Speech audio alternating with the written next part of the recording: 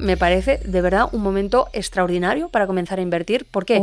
Por lo que te contaba antes, que estamos de rebajas. Si sabemos aprovechar lo que está pasando en estos momentos, podemos salir muy reforzados, aunque seamos un ciudadano a pie que no tengamos ni idea de invertir. Siempre va a haber mercados alcistas y mercados bajistas. Trump hace 5 años ya hubo una guerra arancelaria en aquel momento, entonces obviamente esto es más de lo mismo por 10, pero ya lo hemos vivido. ¿Pero tú qué crees que va a pasar? ¿Irán ir hacia adelante o ir hacia detrás?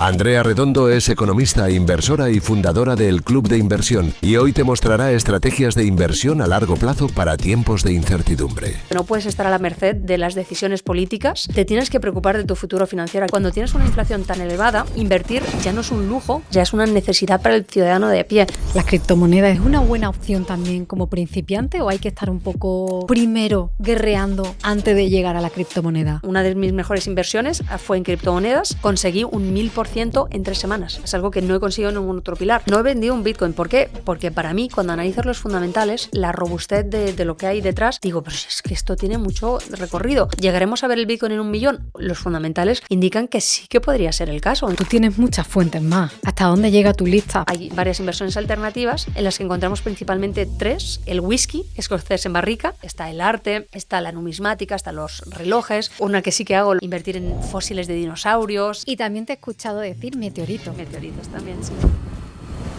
Cuéntame esto. Ahora alcancé la libertad financiera ya hace muchos años, pero ¿cómo consiste alcanzar la libertad financiera tan joven? ¿Es porque empezaste con un capital grande? No, es porque empecé pronto. Invierte y espera más que espera para invertir. ¿Tiene sentido? Tiene sentido. ¿Tiene sentido? Tiene sentido. Tiene sentido. Tiene sentido. ¿Tiene sentido? Tiene sentido.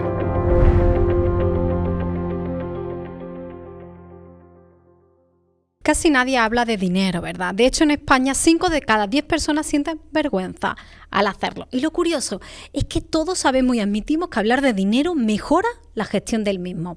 Pero, ¿adivinas qué? Casi nadie lo hace. Ni en España ni en otros países. El dinero sigue siendo un tema prohibido. Ahora, piensa en esto. ¿Cuándo fue la última vez que hablaste de dinero con tu pareja, con tu familia, con tus amigos? Probablemente no lo recuerda y entiendo que cueste porque el tema del dinero está lleno de tabúes, de juicios, de malentendidos, pero ¿y si no tuviera que ser así? Por eso hemos creado Hablemos de Dinero. Es un set de 88 cartas diseñadas para transformar conversaciones incómodas sobre dinero en oportunidades de conexión y en autoconocimiento. Son 88 preguntas que te harán reflexionar sobre el dinero, tanto si nunca hablas de él como si eres un experto en la temática, y te brindará con cada pregunta una herramienta que abre un diálogo real sin presión. Porque vamos a ser sinceros, hablar de dinero no solo cambia cómo lo gestiona, también cambia las relaciones, tus decisiones y hasta tu vida. Así que, ¿por qué no dar el primer paso con Hablemos de Dinero? Si quieres más información sobre ella, ve al enlace de la descripción, al QR que aparece en la pantalla o a azimutlife.co/Hablemos de Dinero. Espero que te ayuden a sanar tu relación con el dinero. Y ahora comenzamos con el episodio. Andrea, en términos económicos, ¿el mundo va bien o el mundo va mal? Bueno, empezamos aquí fuerte. Pues mira, yo soy una persona que es optimista por naturaleza. Sé que no es lo que más vende, pero es mi forma de ser, entonces yo creo que el mundo va bien. Obviamente, aquí vamos a tener que distinguir si estamos hablando en términos económicos, de forma general, pero yo creo que el mundo, cuando tenemos en cuenta todos los avances tecnológicos de la medicina, de la economía, en algunos ámbitos del medio ambiente, de la educación sobre todo, creo que vamos hacia una senda del progreso. Obviamente, venimos de unos meses muy convulsos, luego si quieres hablamos de todo lo que está pasando y cómo puede afectarnos al bolsillo y demás. Pero yo, a pesar de todo ello, soy optimista, te he dicho, y también tengo una visión a largo plazo, porque creo que pecamos mucho de miopía, ¿no? De centrarnos siempre en lo que está pasando ahora mismo, pero hay que ver más allá, porque la vida no se acaba mañana, no se acaba con lo que está pasando ahora mismo. Tenemos que enfocarnos en lo que va a pasar dentro de 3 meses, 6 meses, 1 año, 5 años, 20 años, incluso más para las personas que son todavía más jóvenes. Entonces, si solo te pudiera decir si va bien o va mal, te diría que va bien. Obviamente, se puede matizar, pero yo creo que va bien.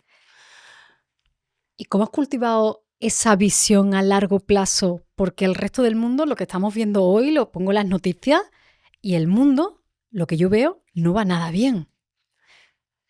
Bueno, las noticias malas siempre venden más que las noticias buenas, ¿no? El mundo se rige, yo creo, por emociones, por sensaciones, y las emociones negativas siempre nos corroen por dentro y es lo que nos engancha, ¿no? A seguir pues consumiendo unas noticias, mientras que las noticias positivas, si nos lo llevamos al mundo de la psicología, que tanto habéis tratado aquí, hay un psicólogo que es economista también, que es premio Nobel, Daniel Kahneman, en su libro Pensar, nunca sé si es pensar rápido, pensar despacio o viceversa, pero siempre dice que cuando tienes la aversión a la pérdida, es decir, el miedo a perder, si tú ganas 5 euros y pierdes 5 euros, la pérdida de los 5, para compensarla vas a tener que ganar 10 euros. ¿Por qué? Porque esa pérdida, aunque sea algo que nos hemos encontrado, nos va a arrastrar hacia atrás.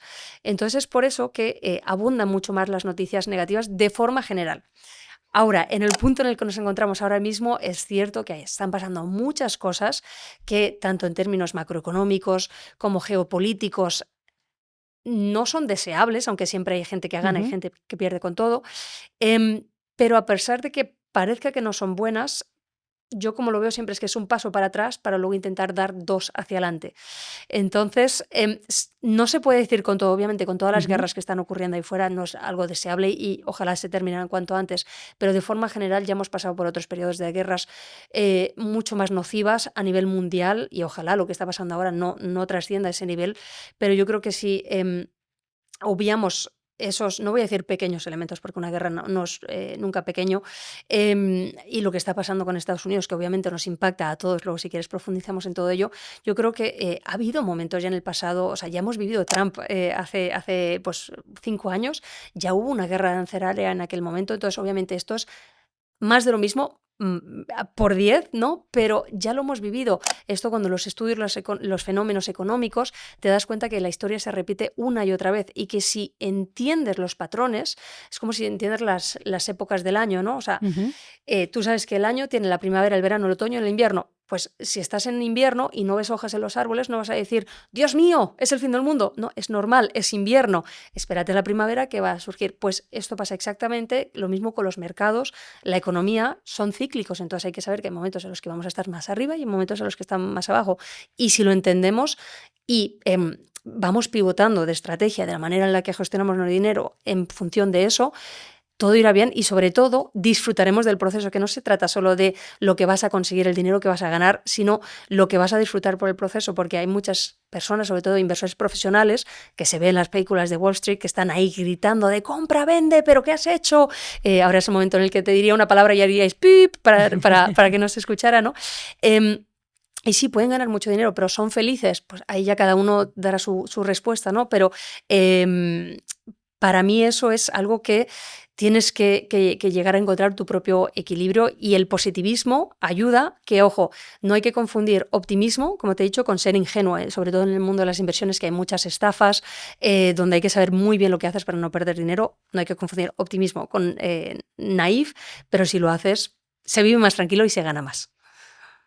Como economista y como inversora, ¿en qué ciclo del año estamos? Es decir, ¿podrías explicarme cuál es el actual orden económico mundial? Pues mira, el término de orden económico mundial es algo que se acuñó en 1974 en una asamblea de la ONU, cuando los países tienen varios nombres, ¿no? Antiguamente era el tercer mundo, ahora se habla más de países emergentes, es políticamente más correcto. Decían, oye, que queremos tener, en inglés se dice como a seat at the table, como una silla en la mesa, ¿no? Estamos tú y yo, pero oye, ponme una silla que yo también quiero venir a negociar. Entonces, en los años 70 es cuando se dijo, oye, que yo también estoy aquí, en términos de población, tenemos un peso muy importante en la economía mundial, quiero tener mi opinión en lo que está pasando a nivel pues, macroeconómico, geopolítico y demás. Entonces, esos países empezaron a llegar a la mesa, cada vez unos pocos y luego muchos más. Y ahora mismo nos encontramos en un punto donde, por un lado, con todo lo que está pasando con Estados Unidos y por otro lado, la fuerza que están teniendo los países que se conocen como los BRICS, que son pues Brasil, Rusia, la India y todos estos países que son una potencia mucho más fuerte económica, dicen, oye, que nosotros lo queremos enfocar de otra manera. Entonces, Se habla ahora de un posible nuevo orden mundial donde Estados Unidos quedara desbancado como potencia principal del mundo, o sea, motor económico principal del mundo, y que fuera sustituido o al menos igualado por otras potencias económicas lideradas por estos países BRICS que te comento.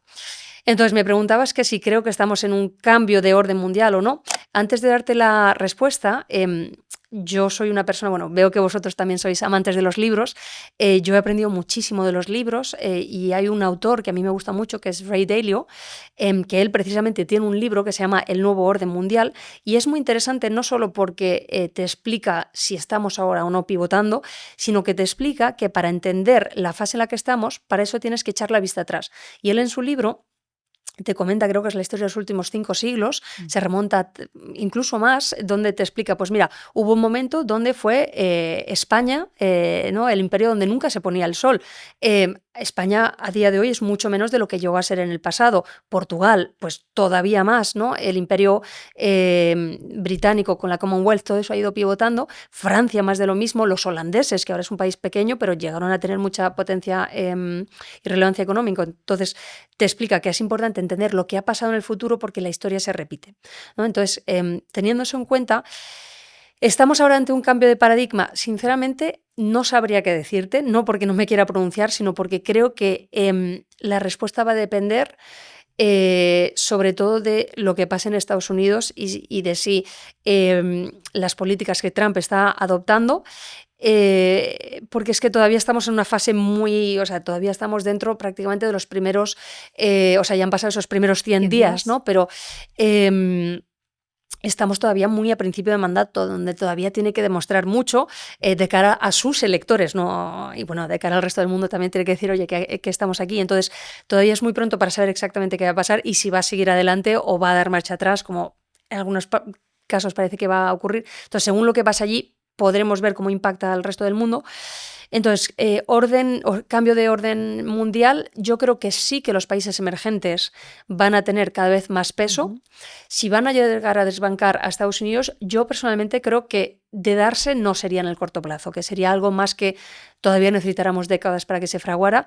Y también quiero pensar que la Unión Europea, con todo lo que está pasando, vamos a unirnos más y vamos a ser reforzados de esto. Entonces, no creo nunca que Europa pueda desbancar a Estados Unidos, pero si tiene un peso más fuerte, yo creo que será, al menos para la gente que estamos en Europa, algo positivo y al menos será un pequeño cambio de paradigma para nosotros. Me has dicho, no es que no me quiera mojar, es muy pronto, pero ¿tú qué crees que va a pasar? ¿Trump irá hacia adelante o irá hacia detrás? Como te decía, yo tengo visión a largo plazo, entonces yo quiero pensar que independientemente de lo que pase en estos 4 años que tiene por delante, que se pueda deshacer todo el mal que se pueda haber hecho, que a lo mejor no, a lo mejor luego sale adelante y no va tan mal las cosas a nivel mundial. No te estoy hablando de la economía americana porque si quieres podríamos hablar de teorías de la conspiración. Hay gente que dice, economistas muy reputados, que dicen que esto es algo que está planeado. Porque históricamente, bueno, se habló mucho y no quieres tanto contexto histórico, No, me lo dices. nos viene fenomenal. Vale, pues lo que es muy interesante es ver el punto en el que están las tarifas antiguamente, ¿no? Entonces, ahora mismo estamos en puntos de tarifa muy parecidos a lo que era el caso a la salida de la Segunda Guerra Mundial. ¿Por qué? Porque Estados Unidos durante mucho tiempo lo que hizo es bajar sus tarifas a niveles muy bajos para permitir que Europa se reconstruyera, porque necesitaba, bueno, pues eso, que el comercio entre Europa y Estados Unidos pudiera fluir para ayudar a la economía europea a resurgir después de todo el daño de la Segunda Guerra Mundial. ¿Qué pasa? Que no es que ahora estén altas las tarifas, es que antes estaban muy bajas. Entonces ahora simplemente estamos volviendo al nivel que había antes. Entonces, ¿está aquí para quedarse? No lo sé. Hay gente que dice que eso, están subiendo las tarifas para que entre otros elementos, la Fed, que es el equivalente del Banco Central Europeo a nivel estadounidense, baje los tipos de interés, porque los tipos de interés básicamente es el precio del dinero. Si baja el precio del dinero, quiere decir que se pueden pedir prestado hipotecas y otro tipo de financiación más bajo.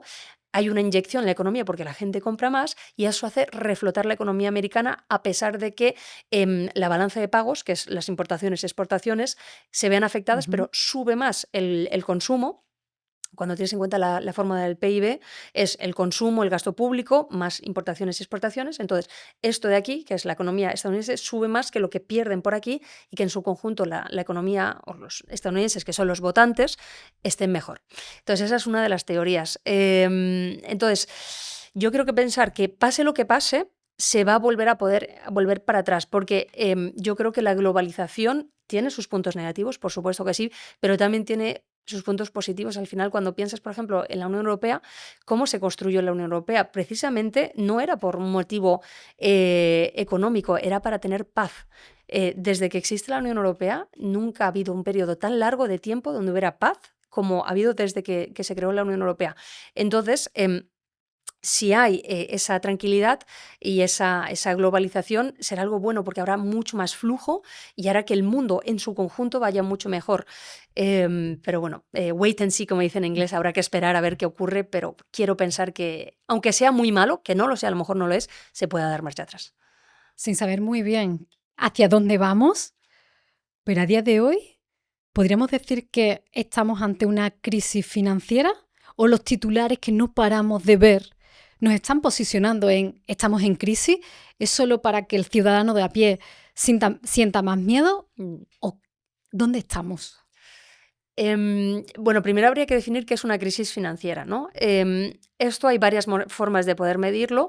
Primero está el paso de la recesión, que es simplemente el PIB, el Producto Interior Bruto de un país, cuando está en negativo, es decir, que no sube, desciende o está estable, ¿no? Entonces, si hay una crisis, o sea, hay un descenso del PIB, según la profundidad de ese retroceso del PIB, habrá una recesión más o menos profunda. ¿Qué pasa? Que las bolsas, los mercados financieros, se dice que son un indicador temprano de lo que va a ocurrir en la economía.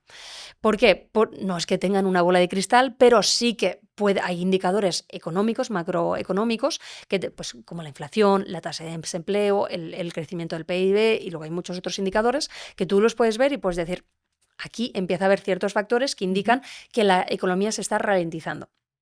Entonces, si hay ese tipo de indicios, las bolsas lo que hacen es que empiezan a bajar. Es decir, hay más gente que vende sus acciones y por el juego de la oferta y la demanda, si hay una cosa y hay más gente que la quiere vender, pues baja el precio, ¿no? Para que los compradores compren. Entonces, con esta situación, las bolsas en las últimas semanas, bueno, desde marzo de este año, las bolsas han empezado a bajar muy fuerte. ¿Por qué? Precisamente por el anuncio de los aranceles tan elevados en Estados Unidos. ¿Qué pasa? Que cuando esto va a día, si tú ves un gráfico de la bolsa, Trump ha dicho esto, ha bajado la bolsa un 5%, un 10%, que es muchísimo o sea, estamos hablando de miles de millones que se esfuman, digamos, de la noche a la mañana, pero en cambio, cuando dice, bueno, no va a decir vamos a retroceder, pero a este país le vamos a imponer menos tarifas, rebotan las bolsas. Entonces, sí, ha habido una corrección muy fuerte, pero corrección, ¿qué significa? Que, bueno, si tuvierais aquí os lo dibujaba, básicamente llevamos... Hubo una crisis muy fuerte que todo el mundo recordará en el 2008-2009, que empezó en el mercado, en este caso inmobiliario, con la crisis de las subprimes, que arrastró a la bolsa estadounidense y con eso arrastró a las economías de todo el mundo. Eso sí fue una crisis financiera la más grande que había habido desde el gran crack de 1929. A día de hoy no estamos ahí. Ha habido una corrección, sí, pero desde mi punto de vista era algo, primero, previsible y segundo, deseable, que la gente me dice, pero ¿cómo va a ser deseable bajadas? Sí, los mercados necesitan respirar. Es como si tú, o sea, Usain Bolt, a lo mejor los más jóvenes no lo conocen, ¿no? Pero los que sean de nuestra quinta, pues sí, a Usain Bolt no le puedes pedir que corra 20 kilómetros porque se ahoga, o sea, necesita hacer una pausa y luego te vuelve a hacer el sprint. Pues las bolsas son exactamente lo mismo. Y veníamos de años de muy fuertes subidas. En el 2020, que ya no sé si YouTube penaliza o no si decimos lo que pasó, pero lo que pasó en el 2020, hubo una bajada muy fuerte y la gente decía, hay que vender, es el comienzo del fin. Y yo en mi canal de YouTube, que ya existía por aquel entonces, yo decía, para mí, los elementos macroeconómicos no están alineados para que haya una recesión. Entonces, sí, había mucho miedo porque todo estaba paralizado, no sabíamos cuánto iba a durar, qué iba a pasar, entonces es normal que bajara, pero bajó en cuestión de un mes un 20%, que es una bajada muy fuerte, pero luego no solo rebotó, sino que básicamente ha casi duplicado el valor en 5 años. Entonces, eso no es sostenible en el largo plazo, necesitaba respirar. Entonces, ¿estamos en una crisis financiera? Todavía no.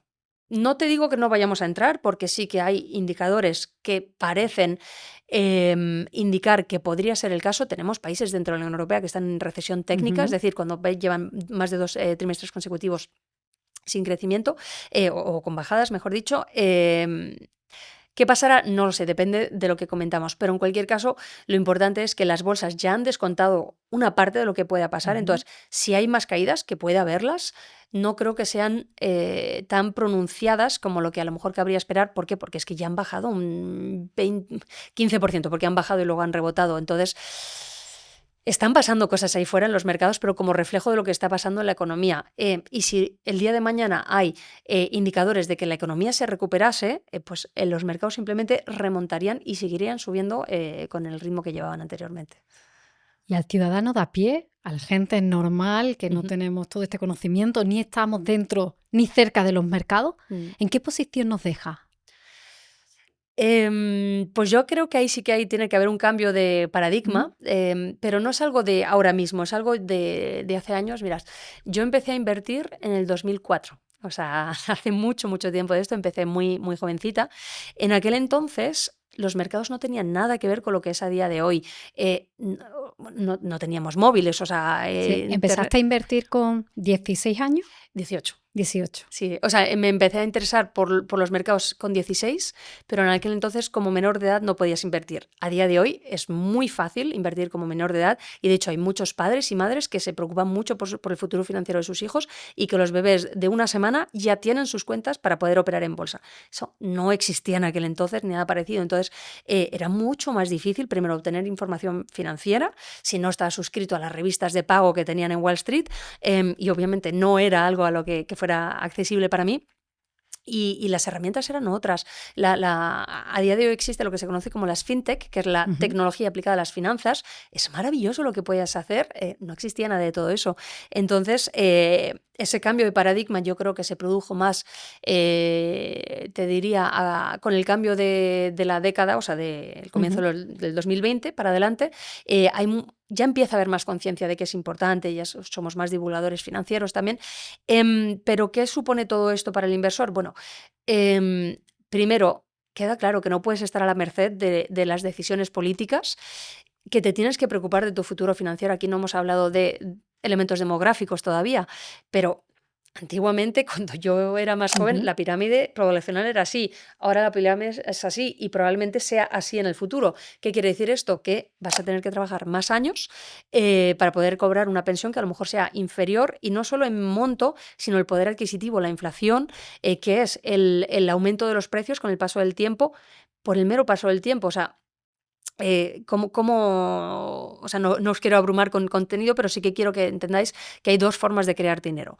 Y los dos son casi como de la nada, ¿no? O sea, que de repente podríamos hacer aquí un truco de magia, meter la mano y sacar dinero. ¿Por qué? Porque una de las primeras formas de crear dinero es los bancos centrales, como en la serie de La Casa de Papel, que creo que era en la primera temporada, que no sé, Nairobi, no me acuerdo, pero que le decía al señor con la pistola, usted imprima, dele. Pues eso, es la máquina de billetes, que van saliendo los billetes y es así, de verdad, como se imprime el dinero. Entonces, ¿cuánta necesidad de dinero hay? Con esto, en el 2020 se imprimió mucho dinero. ¿Qué pasó? Que 2 años después, en el 2022, la inflación estaba disparada. A lo mejor la gente no se acuerda porque fue hace 3 años, pero llegamos a tener una inflación al 10%. Eso es una barbaridad, algo que no veíamos desde hacía décadas. Entonces, cuando tienes una inflación tan elevada, invertir ya no es un lujo como lo era anteriormente, reservado para las grandes fortunas, ya es una necesidad para el ciudadano de a pie. Y lo bueno es que es más necesario que antes, porque tu dinero vale menos, pero por otro lado es más fácil. Entonces lo uno compensa lo otro, y a nada que tengas un interés mínimo por tu futuro financiero y tu futuro de forma general, me parece fundamental el aprender a invertir, que insisto una vez más, no es tan difícil. Luego, si quieres, damos tips de cómo supuesto. poder adelantarse, pero me parece fundamental porque es que ya no podemos depender de los entes públicos, por un lado de las pensiones, por otro lado de la creación del dinero, y cada vez hay más inestabilidad laboral, cada vez los jóvenes lo tienen más complicado. Entonces aprovechemos las bondades que tienen los mercados. Si sabemos aprovechar lo que está pasando en estos momentos, podemos salir muy reforzados, aunque seamos un ciudadano a pie que no tengamos ni idea de invertir, pero si tenemos ganas lo aprenderemos rápido y podremos rentabilizar nuestro dinero. Por supuesto que vamos a entrar ahí ahora, pero antes tengo 2 cuestiones que me gustaría que ya me van surgiendo y por ordenar un poco la línea de la conversación. Leí hace unos días que Warren Buffett acumulaba la mayor cantidad de liquidez, o sea, récord. ¿Qué te hace pensar a ti cuando tú lees esos titulares? ¿Por qué Warren Buffett se está guardando el dinero y no lo está poniendo en movimiento? Pues la primera reacción que me nace es reírme, porque esta noticia yo la he escuchado al menos 20 veces ya. Es como un titular muy recurrente, ¿no? Pero más allá de eso, me parece algo muy interesante.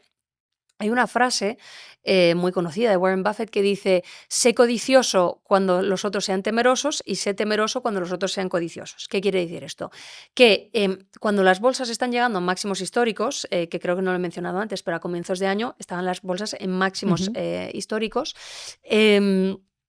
claro, la gente dice, qué bien, está muy alto, voy a comprar porque esto claramente sube. No, ahí no es el momento de comprar.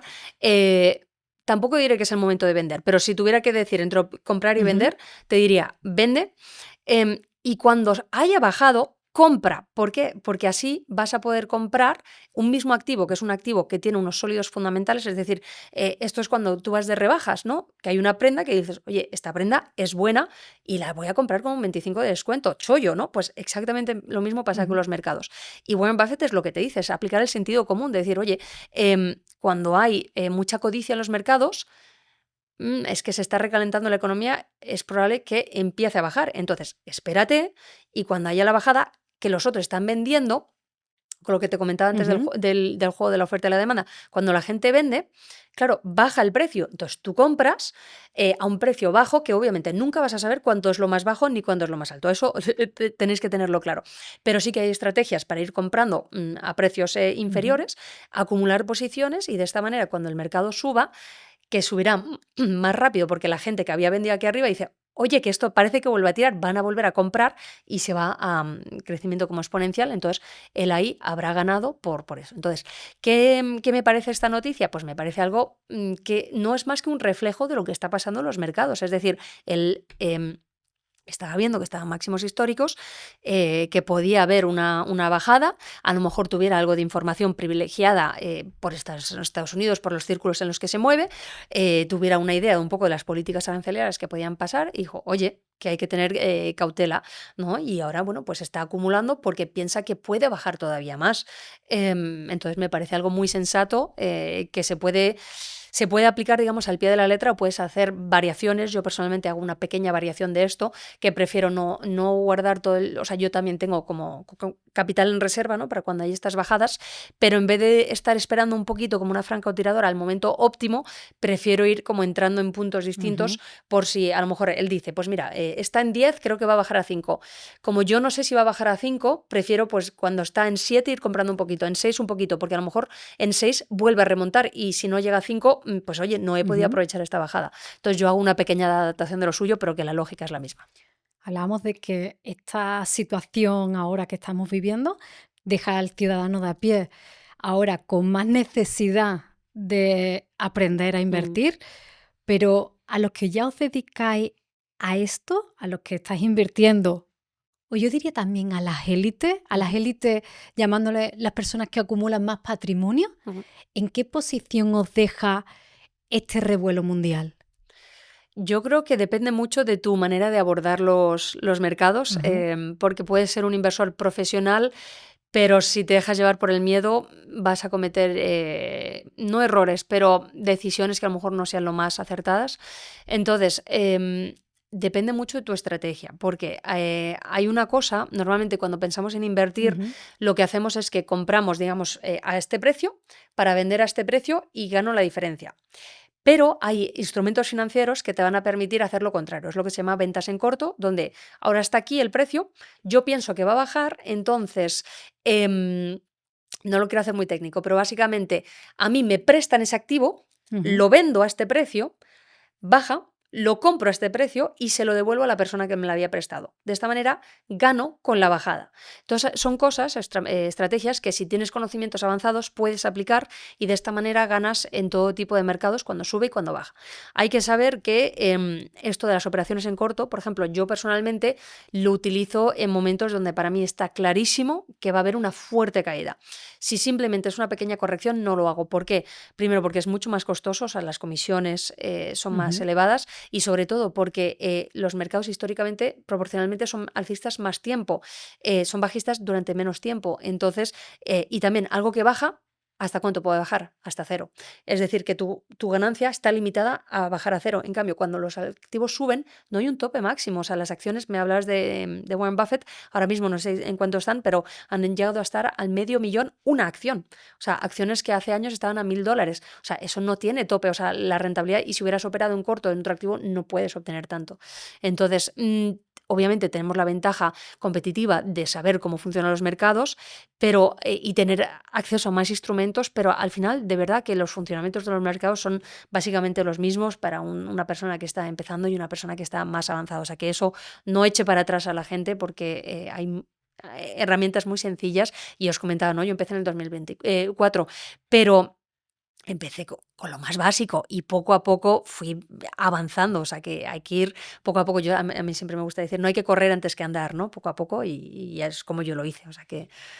A los 6 años empezaste a ahorrar, a los 18 a invertir. ¿Tenías un llamado a dedicarte al mundo de la inversión?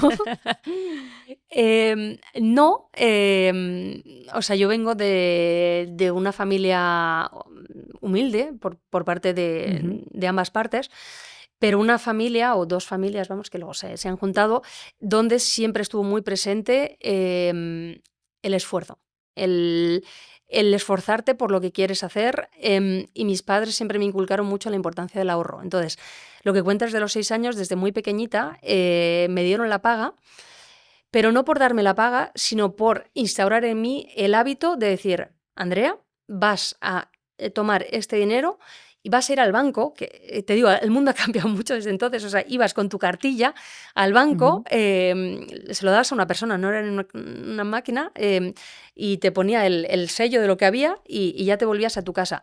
¿Por qué? Primero, porque yo era una persona muy tímida, que la gente dice, pero no parece, era tremendamente tímida, entonces eso me sacaba en mi zona de confort y además me instauraba el hábito de, no me acuerdo cuándo era, una vez al mes, de ir al banco, ¿no? Y también ir ahorrando para ver cómo evolucionaba.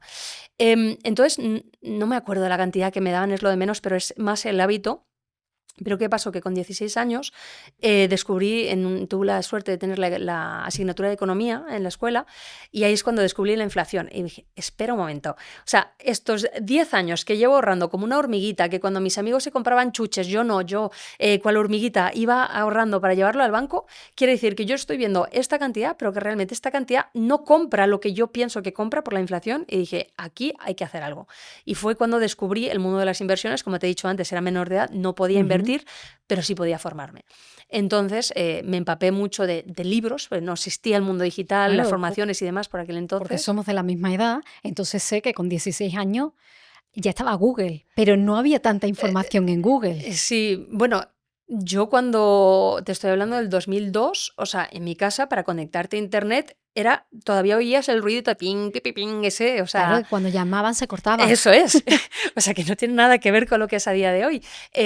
O sea, eran libros físicos que están muchos desfasados de hacía décadas, pero oye, yo fui aprendiendo.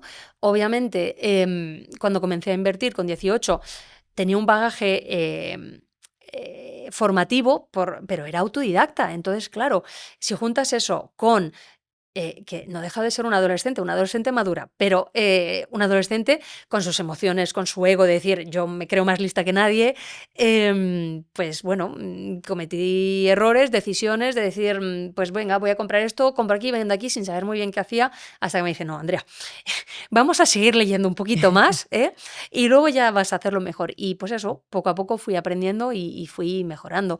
Entonces, ¿estaba destinada a esto? No lo creo. O sea, antes has dicho que soy economista, sí soy economista, pero estudié también Derecho. Yo ahora alcancé la libertad financiera ya hace muchos años, pero yo también hubo una época que trabajé por cuenta ajena como abogada. Entonces, sí, tocábamos números y demás, porque era dentro del ámbito del derecho, podemos decir, financiero, pero no eran inversiones como tal. Es más, algo que sé que suena muy friki decirlo, pero para mí las inversiones es un hobby. Ya sé que es un hobby muy, muy poco sexy, pero para mí es un hobby, me encanta. Yo creo que se nota, ¿no?, la pasión con la que hablo de ello, pero no sé, me gustó y pues primero aprendiendo, haciendo para mí, y cuando vi que funcionaba, explicándoselo a amigos.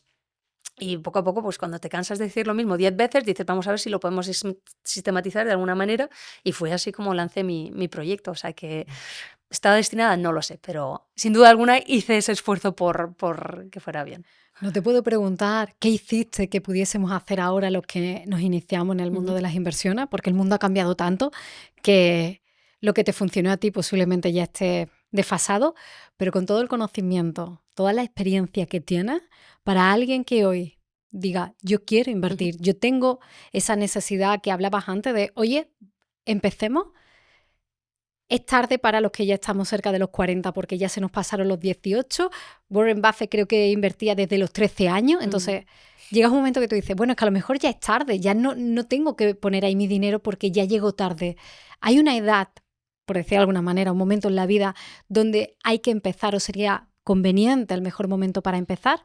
¿Y por dónde empezamos? Son muchas preguntas. Muchas. Sí, si ves Andrea, muchas. La ansiedad que me ha generado tanto conocimiento. Si ves que me olvido alguna, me la repites. Sí. Respecto a, bueno, hay un refrán que es muy conocido, seguro que lo has escuchado, dicen que es chino. El mejor momento para plantar un árbol fue hace 20 años, el segundo momento mejor es ahora. Entonces, obviamente, cuanto antes empieces, mejor. Y precisamente la gente me dice, ¿pero cómo consiste alcanzar la libertad financiera tan joven? ¿Es porque empezaste con un capital grande? No, es porque empecé pronto. Entonces, si pones el tiempo a tu favor, aunque empieces con poco, es mejor empezar con poco, invierte y espera, más que espera para invertir.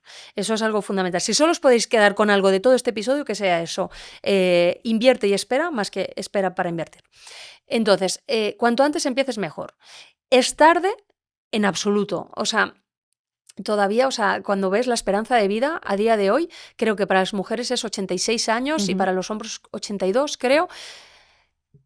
Hablando de las personas de los 40, tienes más de el doble de tu vida por delante. No es pronto, o sea, no es tarde, es pronto todavía proporcionalmente. Para las personas que estén más allá, yo tengo, creo que el alumno más mayor tiene, ahora debe tener 87 años, empezó a formar con nosotros con 85 años. Me parece una historia tan bonita, no solo de superación personal, de decir, oye, yo quiero mantenerme intelectualmente activo y seguir rentando mi dinero, sino que a veces cuando organizamos eventos viene con una de sus nietas. Además es que es precioso porque viene el hombre con su cachava, con la nieta, para ayudarla a ella a que se meta dentro de este mundo. Y es como ese legado que vas a dejar, no solo económico, porque lo que tú ganes luego lo vas a pasar, sino ese conocimiento, esas ganas de conocer algo nuevo, me parece algo precioso y que no debemos ser egoístas, es decir, no, ya es tarde para mí. A lo mejor para ti económicamente es tarde, pero ¿y todo lo que vas a dejar como legado? Yo creo que no. En cualquier caso, para volver a tu primera pregunta, que preguntabas, ¿cómo empezar? Sinceramente, tengas la edad que tengas, yo volvería a hacerlo igual que lo hice yo.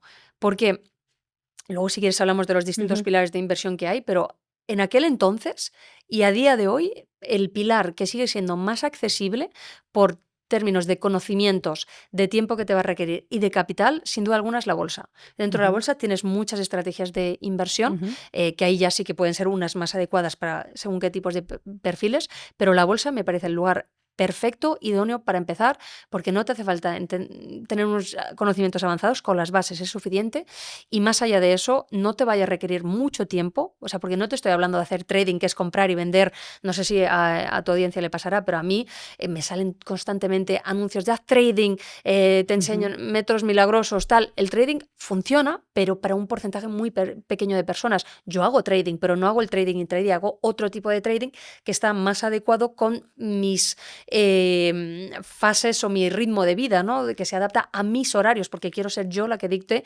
cuándo estoy operativa y cuándo lo estoy, porque estoy con mi familia o haciendo lo que me apetezca, ¿no? Que para eso, digamos, he puesto el dinero al servicio de mi vida. Entonces, volviendo a la bolsa, por ejemplo, una estrategia que es sencillísima de aplicar a día de hoy es lo que se conoce como la inversión en índices, que básicamente tienes, lo voy a hacer muy sencillo, que me perdonen los que tienen un conocimiento más avanzado, pero para que lo entienda todo el mundo, tenemos la bolsa americana, la bolsa española, la francesa, la inglesa, y para cada una de esas hay lo que se conoce como un índice, es decir, en España el IBEX 35, ¿no? Un índice que agrupa las 35 empresas más grandes de España. Si tú inviertes en ese índice con una única operación, ya vas a estar comprando una fracción de las 35 empresas que forman parte de ese índice. Bueno, pues hay ciertos índices que por su manera de estar construidos, en el corto plazo puede haber bajadas, pero en el largo plazo van a ser alcistas. Por eso antes cuando me decías, ¿tú cómo lo ves? Te decía, yo soy optimista por la naturaleza, entre otras cosas por esto, porque tienes índices como el SP500, que es el índice de referencia en Estados Unidos. Bueno, tienes varios, pero el más conocido. Ese índice, a pesar de que en la crisis de la subprime bajó un 50%, ¿vale? O sea, en cuestión de 6 meses o un poquito más, perdió la mitad de su valor. Es muchísimo. Pero es que lo ha más que triplicado con el paso del tiempo. Entonces, invertir en índices es muy sencillo porque existen herramientas a día de hoy que se llaman los robo-advisors, que te van a hacer lo que se conoce como un test de perfil de inversor, donde te van a preguntar, oye, pues Eli, ¿cuántos años tienes? ¿Estás casada? ¿No lo estás? ¿Tienes hijos? ¿Cuánto gastas? Tal. No es que sean cotillas, es que necesitan entenderte y con una serie de algoritmos van a crear una cartera para ti, pero no va a ser la cartera de Eli, va a ser la misma cartera que van a tener otros 20.000 clientes más que tienen un perfil bastante parecido a ti. ¿Y qué pasa? Que como utilizan, vamos a decir, inteligencia artificial, es un poquito más matizado, pero como utilizan inteligencia artificial, abaratan muchísimo los costes y de tal manera las comisiones que vas a pagar por esos productos son tremendamente pequeñas, en contraposición a los fondos que te van a ofrecer en el banco, que es lo que la mayoría de personas conoce, donde una comisión, a lo mejor una diferencia de un 2-3% de comisiones al año, al cabo del tiempo puede suponer un ahorro de decenas de miles de euros, o sea, hoy si inviertes más, pues mucho más dinero, y no es, o sea, es algo que hay que tener presente. Entonces, para mí, los robo-advisors es una manera sencillísima de empezar, que sinceramente no te voy a decir 2 clics, pero en media horita, una horita, tienes todo el perfil constituido y ya lo único que vas a tener que hacer es una transferencia de tu banco al robo-advisor, y cuando llega ese dinero, el robo-advisor ya destina, pues mira, en base a tu perfil, vamos a asumir que tú tienes, por ejemplo, un perfil 7 de 10, que quiere decir eres entre moderado y agresivo, pues voy a ponerte por ejemplo, un 80% de lo que se conoce como renta variable, que para simplificar son las acciones, y ¿cuánto he dicho? 80, ¿no? Y un 20% de renta fija, es decir, bonos, letras del tesoro y demás. ¿Por qué? Porque la renta variable es mucho más volátil, va haciendo como más partida de ping-pong, pero, digamos, crece al alza. La renta fija es más estable, pero crece más lenta. Entonces, así compensar un poquito. Y de esa 80% de renta variable, pues a lo mejor te ponen, no lo sé, un 50% de Estados Unidos, un 20% de Europa, un 10% de países emergentes y creo que me queda un 20% restante Asia, por ejemplo. Y de esta manera tú tienes... con solo hacer ese perfil de inversor y esa transferencia, ya tienes una cartera bastante expandida en términos de diversificación de países, de divisas, de sectores, para que así, sin que tengas ningún conocimiento, ya la tengas. Si además quieres ir un paso más allá, puedes hacer aportaciones periódicas, es decir, pues todos los meses voy a añadir 100 euros, por ejemplo. Tú metes 100 euros y la herramienta ya va a dividir esos 100 en el reparto que te he dicho, 80 por aquí, 20 por aquí, no sé qué.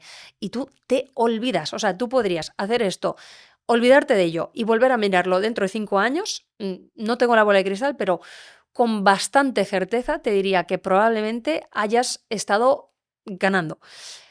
obviamente puede haber bajadas en el corto plazo, pero tú como no lo has mirado, no lo has sufrido. Y cuando te vuelves a conectar dices, oye, pues qué bien.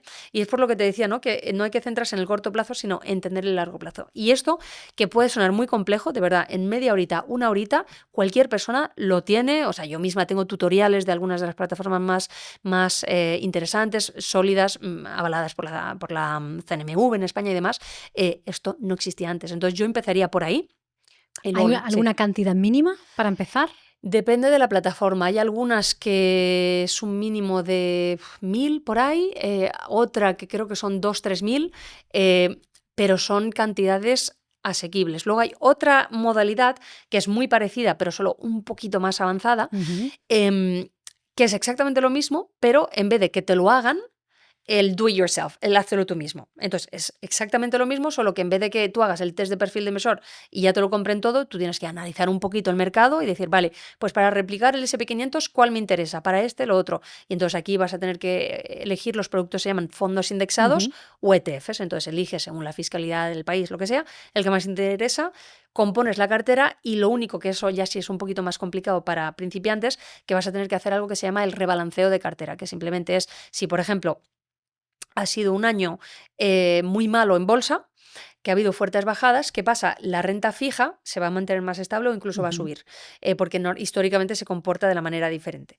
o sea, o contrapuesta a lo que es la renta variable. Entonces, si ha bajado mucho la renta variable, la renta fija, volviendo a esa cartera, ¿no? A lo mejor ahora tienes un 40% renta fija y un 60% renta variable, en vez del 80-20 que tenías antes. ¿Qué pasa? Que si llega un mercado alcista, la cartera de renta variable va a subir, pero vas a ganar menos de lo que a ti te hubiera gustado ganar. ¿Por qué? Porque ya solo tienes 60% de la cartera en vez de 80%. Entonces, por eso tienes que volver a equilibrar para volver al reparto inicial de 80-20. Entonces, eso te lo vas a tener que hacer por tu propia cuenta. Pero más allá de eso, es algo bastante parecido. Y en este momento, con la volatilidad de los mercados, que siempre existe, ¿no? Pero problemas, cuestiones geopolíticas. ¿Es buen momento para una persona que no ha invertido poder acceder a esta forma de invertir en este momento de la vida? Sí, mira, independientemente de cuando saliera este episodio, te diría que sí, que siempre es buen momento porque siempre va a haber buenas oportunidades. Si matizamos ahora, cuando se publique o cuando estamos grabando ahora mismo, me parece de verdad un momento extraordinario para comenzar a invertir. ¿Por qué? Por lo que te contaba antes, que estamos de rebajas. O sea, estamos comprando, o sea, estamos todos deseando que lleguen las rebajas de julio, pues no hace falta, ya las tenemos ahora. Porque ya han bajado mucho los mercados. Que ojo, eso no quiere decir que vayan a bajar más, ¿eh? Y que si compráis ahora, pero Andrea, que contaba que era buen momento. A veces para ver subidas primero tienes que ver bajadas, ¿no? Por lo que he contado antes, pero si lo entiendes y dices, bueno, pues compro un poquito en mayo, un poquito en junio, un poquito en julio, un poquito en agosto, te vas de vacaciones tranquilo, no lo miras y dejas que esto vaya funcionando, es maravilloso. Sino, volviendo a, o sea, no hemos tocado todavía el pilar inmobiliario, pero es otro de los pilares que a mí me encantan. Yo empecé primero por bolsa y cuando ya tenía varias estrategias, por un lado los índices que te he comentado y luego dividendos, porque como yo vivo de mis inversiones, ¿no? Entonces necesito fuentes de ingresos y los dividendos es eso, es un poco la gallina de los huevos de oro, ¿no? No quieres matar a la gallina porque quieres que te siga dando los huevos de oro. Entonces, cuando ya tenía bastante bien controlada la bolsa, dije, venga, voy a dar el salto a otro pilar. Inmobiliario. Hace un par de años, 3, decían, el precio del inmobiliario está muy alto, hay una burbuja, va a pinchar. No ha pinchado, o sea, ha seguido subiendo y subiendo, subiendo. Ojo, eso no quiere decir que el inmobiliario siempre suba, ¿vale? Esto muy importante, el inmobiliario puede bajar y ya hemos visto en España un país que sufrió mucho por la burbuja, por la crisis. Pero si sabes buscar las oportunidades buenas, las vas a encontrar. ¿Por qué? Porque no es que estén ahí, tú no te conectas al idealista y ahí están las oportunidades con un letrero, un neón que diga, aquí yo, chollo. No, o sea, las tienes que buscar, las tienes que provocar. ¿Cómo? Pues yendo sobre el terreno, negociando. O sea, yo a veces he conseguido, había un precio de venta y conseguir negociar un 25% de descuento. Si tú estás comprando, iniciando una inversión con un 25% de descuento, o sea, primero la rentabilidad que vas a obtener con tus alquileres es superior, pero más allá de eso, si lo quieres vender el día de mañana, tienes tanto margen de seguridad, para volver a Warren Buffett, que es un término que se utiliza mucho, que es difícil que te vaya mal, no imposible, pero si haces bien la operación, o sea, hay que entender, las buenas inversiones se hacen en el momento de la compra, no de la venta. Si tú estás comprando bien, puede haber un mercado, un crack que baje, pero proporcionalmente o estadísticamente es más difícil, mientras que si tú compras mucho más arriba, es mucho más probable que acabes perdiendo. Entonces, siempre hay oportunidades, solo hay que saber encontrarlas o generarlas. Pero también hay que saber cuál es la oportunidad, ¿no? Quizá hay que formarse antes, porque en la primera opción que hemos hablado, lo haces, nos has dado la herramienta, entramos y buscamos en tu canal de YouTube, que tienes muchísimo contenido, y podemos encontrar la manera de, pues, como entrar fácil en el mundo de las inversiones. Ahora ya, el segundo paso, invertir en bienes raíces. Sí que requiere cierto conocimiento. O sea, yo te he escuchado decir que uno de los motivos de que una inversión no salga bien o que fracase es porque no te había formado previamente. Entonces, ¿qué tenemos o cuánto tiempo tenemos que dedicar a formarnos? Primero, para no quedarnos en la formación y no pasar a la acción, pero también de no ser imprudentes, ir demasiado rápido, porque es verdad que cuando entras en el mundo o empiezas a oír inversiones, es como que te quema el dinero. ¿Y ahora qué hago con esto? ¿A dónde lo pongo? ¿Qué hago? ¿Qué me va a dar más? Y entras en algo también emocionalmente muy inquietante. Sí, totalmente. La bolsa, tú, como volviendo a lo que decíamos antes, ¿no? O sea, tú puedes perder más de lo que has apostado, pero solo si utilizas productos que se conocen como apalancados. Que yo es algo que de verdad desaconsejo plenamente a cualquier persona que esté empezando a alejaros de todo lo que es CFDs, opciones binarias, todas estas cosas, muchísimo cuidado porque se puede llegar a perder más dinero que el que habéis aportado. Pero para todo lo demás productos más normales, solo puedes perder lo que tú has aportado. ¿Qué pasa? Que tú en una inversión, a menos que una empresa quiebre o que haya algo muy extraño, es raro que se vaya a cero el precio a cotizar. No imposible, pero es raro. ¿Qué pasa? Que tú pierdes como máximo lo que has aportado y si has metido 1.000 euros, pues 1.000 euros. Con una operación inmobiliaria, con apalancamiento, es decir, una hipoteca, más o menos vas a tener que aportar un 30% tú. Es decir, un piso que pueda valer a lo mejor 100.000, 30.000 euros los tienes que poner tú. Si va mal, vas a tener, a lo mejor pierdes esos 30.000, pero no solo es que luego pueden estar las derramas. Si tú no has hecho bien los deberes y a lo mejor hay un problema con la estructura del edificio, no hay límite a cuánto tú vas a tener que poner más de tu bolsillo. Y si por lo que sea dices, esto es un nido de problemas, me voy de aquí, vas a tener que seguir pagando al banco por los otros 70.000 que te habían prestado más intereses. Entonces, en inmobiliario los errores salen muy caros. Es probablemente el pilar donde más caros salen los errores. Entonces, inmobiliario yo creo que es algo que es muy deseable para prácticamente todo el mundo y que es algo bastante sencillo de entender como concepto, ¿no? De tengo una casa, lo alquilo, o sea, es algo que todo el mundo entiende, pero justo lo que tú dices es muy importante porque es tan fácil, por así decir, que puedes cometer más errores. Entonces, lo que tienes que hacer es formarte, pero no solo el ser curioso, el preguntar, pues yo qué sé, si ves un tabique, hacer así, ¿no? A ver qué escuchas, pues si ves una mancha, preguntar, oye, ¿qué hay aquí? Ir a ver al vecino de enfrente. O sea, ¿cuántas veces vamos a visitar un piso, le damos una vuelta y ya está? No. O sea, vas a hablar con el de arriba, el de abajo, el portero, el de la calle, el de no sé qué. O sea, tienes que hacerte como crear una historia, entender también, oye, pues qué tipo de inquilino podría llegar a vivir aquí. Porque si a lo mejor está en cierto barrio, por mucho que tú quieras un cierto tipo de inquilinos, esos inquilinos no van a querer ir a ese tipo de barrio. Entonces, tienes que estudiarlo muy bien para dar el paso. ¿Hace falta formarse? Pues sí, no. O sea, a día de hoy abundan las formaciones en inmobiliario. Yo creo que es algo donde si aplicas sentido común y te dejas asesorar por buenos profesionales, no necesariamente hace falta una formación. Pero claro, si dices, no, pues, o sea, si tú vas a pedir una hipoteca al banco, te van a pedir una tasación. ¿Cuántas personas dicen, no sé si es interesante o no, pero no me quiero gastar el dinero en la tasación por si acaso luego no decido dar el paso? Y a mí eso me parece un error, porque por una tasación que a lo mejor te vale 200 o 300 euros, te vas a ahorrar muchísimos problemas, te vas a ahorrar miles y miles de euros posteriormente. Entonces yo a veces prefiero hacer una tasación y que el experto diga, pues esto está así o no, o lo vale o no lo vale, y ya con eso, pues mira, si decido no seguir adelante, yo no lo veo como 200 euros que he perdido. Pienso en las decenas de miles de euros que me he podido ahorrar si no lo hubiera hecho. Entonces, siempre hay que ver eso. Yo siempre digo que yo nunca pierdo, yo o gano o aprendo, ¿no? Entonces, es aplicar esa filosofía, ese sentido común, el dejarte acompañar por buenos profesionales, que hay que tener cuidado porque hay de todo en todos los sectores, y si lo haces, pues no tiene por qué ir mal. Pero eso sí, muy importante, que hablabas de las emociones, y además me viene con este decorado tan bonito que tenéis aquí, ¿no? O sea, alguien que entre en esta sala y dice, wow, qué bonito, me lo quedo. Es como, espera, primero hacer los números, ver qué rentabilidad te da, y ya con eso ya vas a decidir si es una buena inversión o no.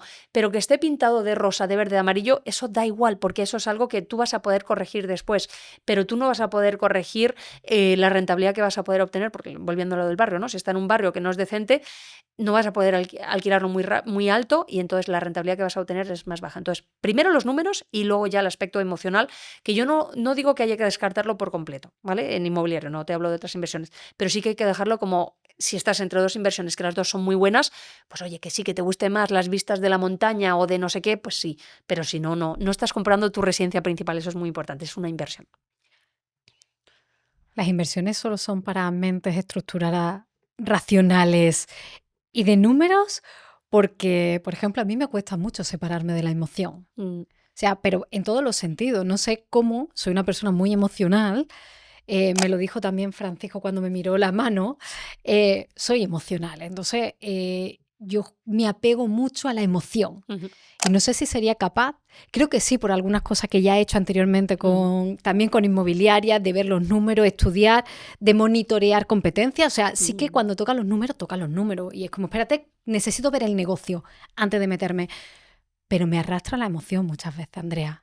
Justo ahora que estamos hablando de inversiones, déjame hacerte una pregunta. Si tienes un negocio, ¿cómo vas a invertir bien si no sabes exactamente cuánto dinero tienes, cuánto te deben o cuánto vas a pagar el mes que viene? Estamos hablando sobre cómo invertir, pero antes de pensar en rentabilidades futuras, hay que poner orden en el presente. Porque si tienes las facturas desperdigadas por aquí y por allá, varios documentos de Excel donde haces seguimiento totalmente desactualizado y no sabes ni cuánto dinero tienes en caja, estás decidiendo a ciegas. Aquí es donde entra la app de contabilidad de Odoo, patrocinador de este episodio de hoy, que te ayuda a tener tus cuentas claras y siempre actualizadas. Esta app te permite emitir facturas con un solo clic, automatizar tus impuestos y tener un panel visual con todos tus ingresos y gastos. Puedes conectar tu banco, hacer conciliaciones en segundo y controlar a quién has cobrado y a quién no, sin perder el tiempo. También puedes programar recordatorios automáticos para tus clientes y exportar informes listos para presentar a Hacienda. Lo bueno de Odoo es que si solo necesitas una app como la de contabilidad, puedes usarla gratis para siempre. Además, puedes conectarla con la de facturación y seguir usándola sin ningún coste, sin tarjeta, sin compromiso. Y si un día quieres añadir otras áreas del negocio, puedes hacerlo dentro del mismo Odoo, inventario, CRM, marketing, todo en un sitio desde 11,90 € al mes. Puedes probar esta app y toda la suite de aplicaciones de Odoo a través del QR o siguiendo el enlace de la descripción. Y ahora, sigamos con la entrevista. A ver, en bolsa las emociones son las peores consejeras. Quien dice bolsa dice criptomonedas, que luego si quieres hablamos del tema. Yo creo que las emociones a veces nos pueden ser útiles en el sentido de que si hay algo que te está frenando, que tienes como hay un pequeño sentimiento y no sabes lo que es, que te dice, Eli, no vayas, escucha a tu Pepito Grillo, llámalo como quieras, no vayas, porque va a haber miles y miles de oportunidades ahí fuera. Si no es esta, ya vendrán otras, ¿vale? Lo preocupante es al revés, que digas, me gusta todo, me voy a lanzar, porque ahí claro, los mercados van a seguir en el futuro, pero tu capital, si no lo has hecho bien, no. Entonces, las emociones bien empleadas son algo bueno, pero debes saber dominarlas, debes saber cuándo sí que debes saber escucharlas y cuándo no. Entonces esto es algo muy difícil, sobre todo cuando hay mercados bajistas. Yo lo sé porque yo también he pasado por ahí, que estás ahí con la congoja que dices, ¡ay, qué hago! Pero con la experiencia se va mejorando, y sobre todo con esto que te decía de las compras promediadas, por ejemplo, dices, mira, el día 1 del mes, pase lo que pase, voy a invertir. te olvidas de ellas. Te puedes torturar viendo las noticias si quieres, pero tú sabes que tu cuenta del broker no la vas a tocar. Y si lo haces, pues irá bien. Entonces, tener emociones es algo de forma general bueno, ¿no? Hace que la vida sea como tenga más brillo y más emoción. Pero en las inversiones sí, pero con cuidado. Pero sí, es algo que a medida que vas teniendo más ¿Te entrena? experiencia, sí, sin duda alguna. Bueno, entonces a lo mejor sí. Hemos hablado primero, ya tenemos como, bueno, esa manera de entrar en los mercados, fácil, no tienes que hacer nada. Segundo, inmobiliario, pero tú tienes muchas fuentes más. ¿Hasta dónde llega tu lista? Porque para ti diversificar es importante, porque sí que veo que hay gente que solo se dedica a la bolsa, solo se dedica a bienes raíces. ¿Cómo lo entiendes tú? O sea, hubo un momento en el que mi cartera al principio era 100% efectivo, esa cuenta del Banco del Ahorro. Luego pasó, no sé decirte, pero digamos, por ejemplo, 90% bolsa, 10% efectivo, que no estaba equilibrada, pero a medida que fui añadiendo nuevos pilares, pues ha quedado como un quesito, como me gusta decirlo, con un reparto que tiene mucho más sentido. Para que os deis una idea, yo considero que hay 6 pilares de inversión, que son bolsa, inmobiliario, criptomonedas, negocios, tanto físicos como online, startups y demás, materias primas e inversiones alternativas. Para mí esos son los 6. Dentro de cada uno de ellos hay subcategorías, distintas estrategias, distintos activos, pero esos son para mí los 6 pilares. Y dentro de cada uno de ellos puedes diversificar en términos de activos, de estrategias, de divisas, de países, de sectores. Entonces, para mí es muy importante, volviendo a lo que comentábamos al principio de ese cambio de paradigma, ese orden mundial, esos ciclos de mercado, siempre va a haber mercados alcistas y mercados bajistas, momentos de expansión económica, momentos de retracción económica.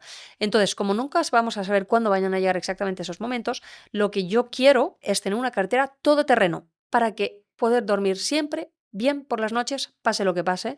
En mi caso, además, generando ingresos pasivos, porque yo no tengo otras fuentes de ingresos, vivo de mis inversiones. Entonces, con todo eso he llegado a crear una cartera diversificada. A mí personalmente me parece fundamental diversificar.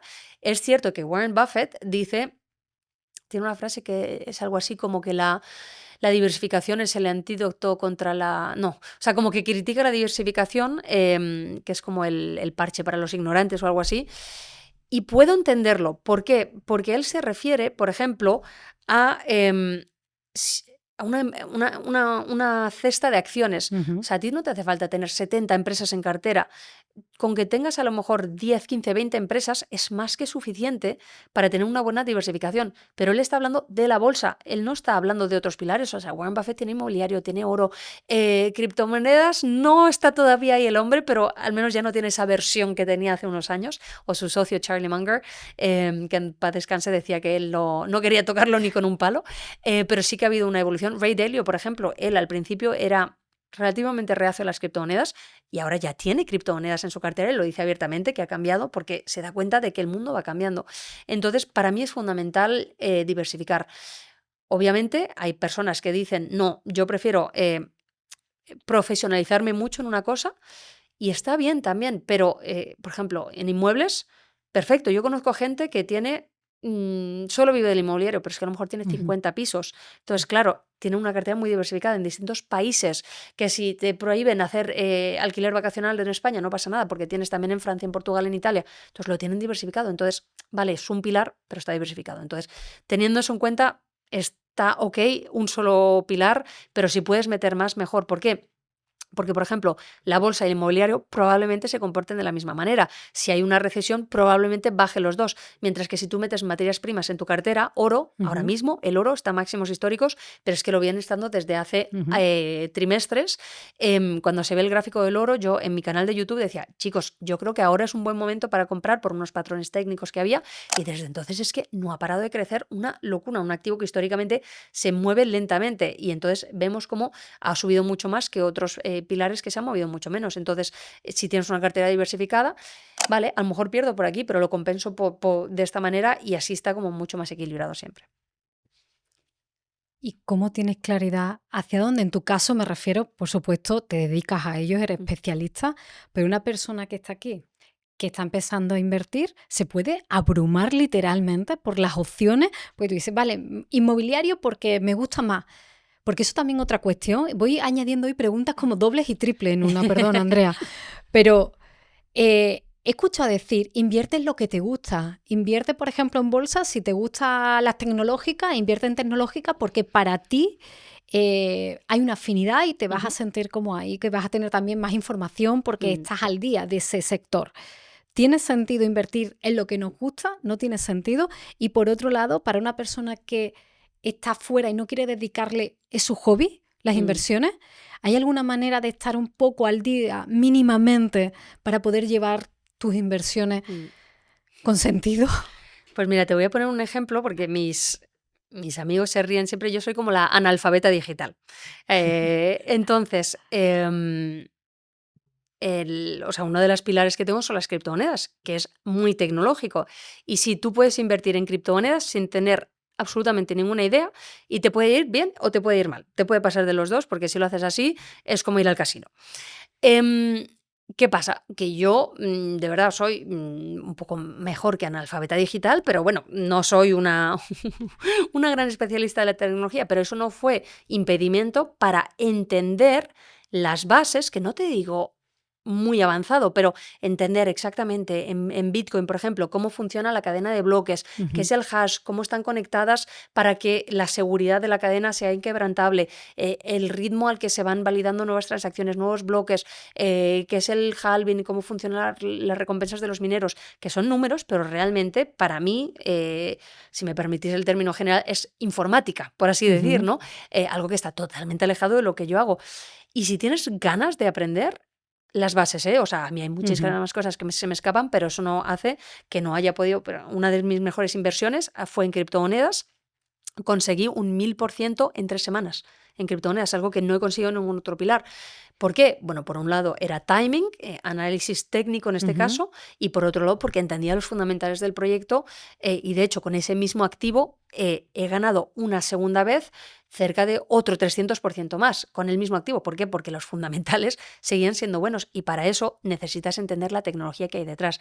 Entonces, por eso la gente que dice, no, la bolsa es muy complicado, no sé qué, las criptomonedas es muchísimo más complicado y de verdad si yo he podido dominar lo suficiente como para poder invertir, cualquier persona que tenga un interés mínimo en su futuro financiero, no te hablo de las inversiones, porque esto no, o sea, no se trata de convertirte en un gestor profesional, maldita las ganas, quiero decir, de lo que quieres es tener más dinero para lo que el dinero te va a dar, o sea, a mí yo soy un caso aparte porque a mí sí me gusta, pero a ver, cuando me siento a hacer mi Excel de seguimiento de inversiones, que lo hago una vez al trimestre, digo, madre mía, aquí vamos a estar 5 o 6 horas haciendo el Excel. Lleva mucho tiempo, es tedioso.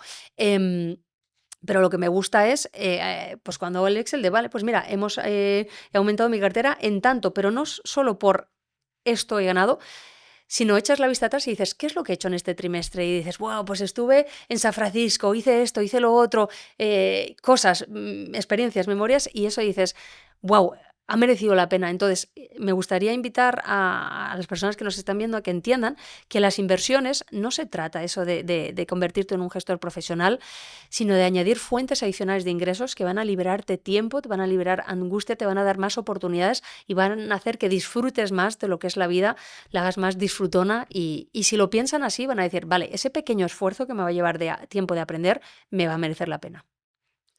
Porque puede ocurrirte que de repente tú quieres poner tu dinero como una manera de quitarte el trabajo, pero pensando que ese dinero ya trabaja para ti. Y yo entiendo, estás hablando de análisis, estás hablando de seguimiento, que tener las inversiones también tiene un poco de trabajo en el sentido que no es solo pones el dinero y el dinero trabaja para ti, sino tú tienes que trabajar en paralelo con tu dinero para hacerlo crecer.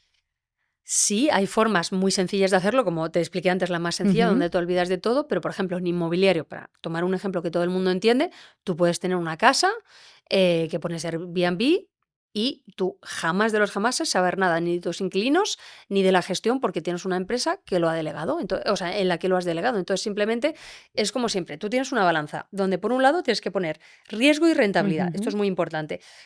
Si tú quieres obtener un mayor rendimiento, tienes que estar dispuesto a asumir un mayor riesgo. O sea, no hay otra, ¿vale? O sea, a veces hay momentos en los que puede haber fallos de mercado, donde hay una rentabilidad inusualmente elevada para un riesgo, pero cuando hay esos fallos de mercado, rápidamente el mercado los corrige, o sea que tiene que ser como estar en el sitio exacto, en el momento exacto, y para un una persona que está empezando es difícil encontrarlos, no Ujú. imposible, ¿eh? Pero es difícil. Em, entonces, riesgo y rentabilidad. Y por otro lado, tiempo. Tú puedes sacrificar rentabilidad para ahorrar tiempo. Entonces, de ti depende. De igual manera, o sea, tú puedes tener, por ejemplo, la inversión en dividendos es muchísimo más pasiva que lo que puede ser el trading. Bueno, pues a lo mejor solo tienes que hacer un seguimiento una vez al trimestre y ya está, un par de horitas al trimestre y ya está. Mm. Y con eso ya tienes los ingresos que van fluyendo automáticamente. Entonces, encuentra estrategias que se adapten a tu perfil de inversión, incluyendo el tiempo que tú quieres dedicarle. Y hay opciones para todos los gustos. ¿Cuántas horas trabajas tú al día, Andrea? Esta es una pregunta complicada porque, claro, ha llegado un punto en el que es bastante difícil disociar el Andrea como inversora para mí y la parte divulgativa. Entonces es bastante difícil porque muchas veces, claro, yo encuentro una buena inversión y acto seguido lo comparto con mis alumnos. Entonces, claro, ¿dónde está la línea, no? Pero para mí, o sea, un día normal para mí se rige por los horarios de mis hijos. O sea, yo soy de empezar pronto el día, pero eso, os lo contaba antes fuera de cámaras, la primera que está en la puerta del colegio y para mí, cuando salgan a la hora que salgan, porque hay días que salen antes, puede pasar lo que sea ahí fuera, que para mí el mundo puede haber una oportunidad maravillosa que pase, me da igual, yo estoy con ellos y para mí, o sea, eso, el alcanzar la libertad financiera al final es poder decir lo que haces con tu tiempo y al final que lo disfruto tanto que es, no sé quién era, Buda, uno de estos que decía, encuentra algo que te gusta y nunca trabajarás ni un solo día más de tu vida o algo así decía, ¿no?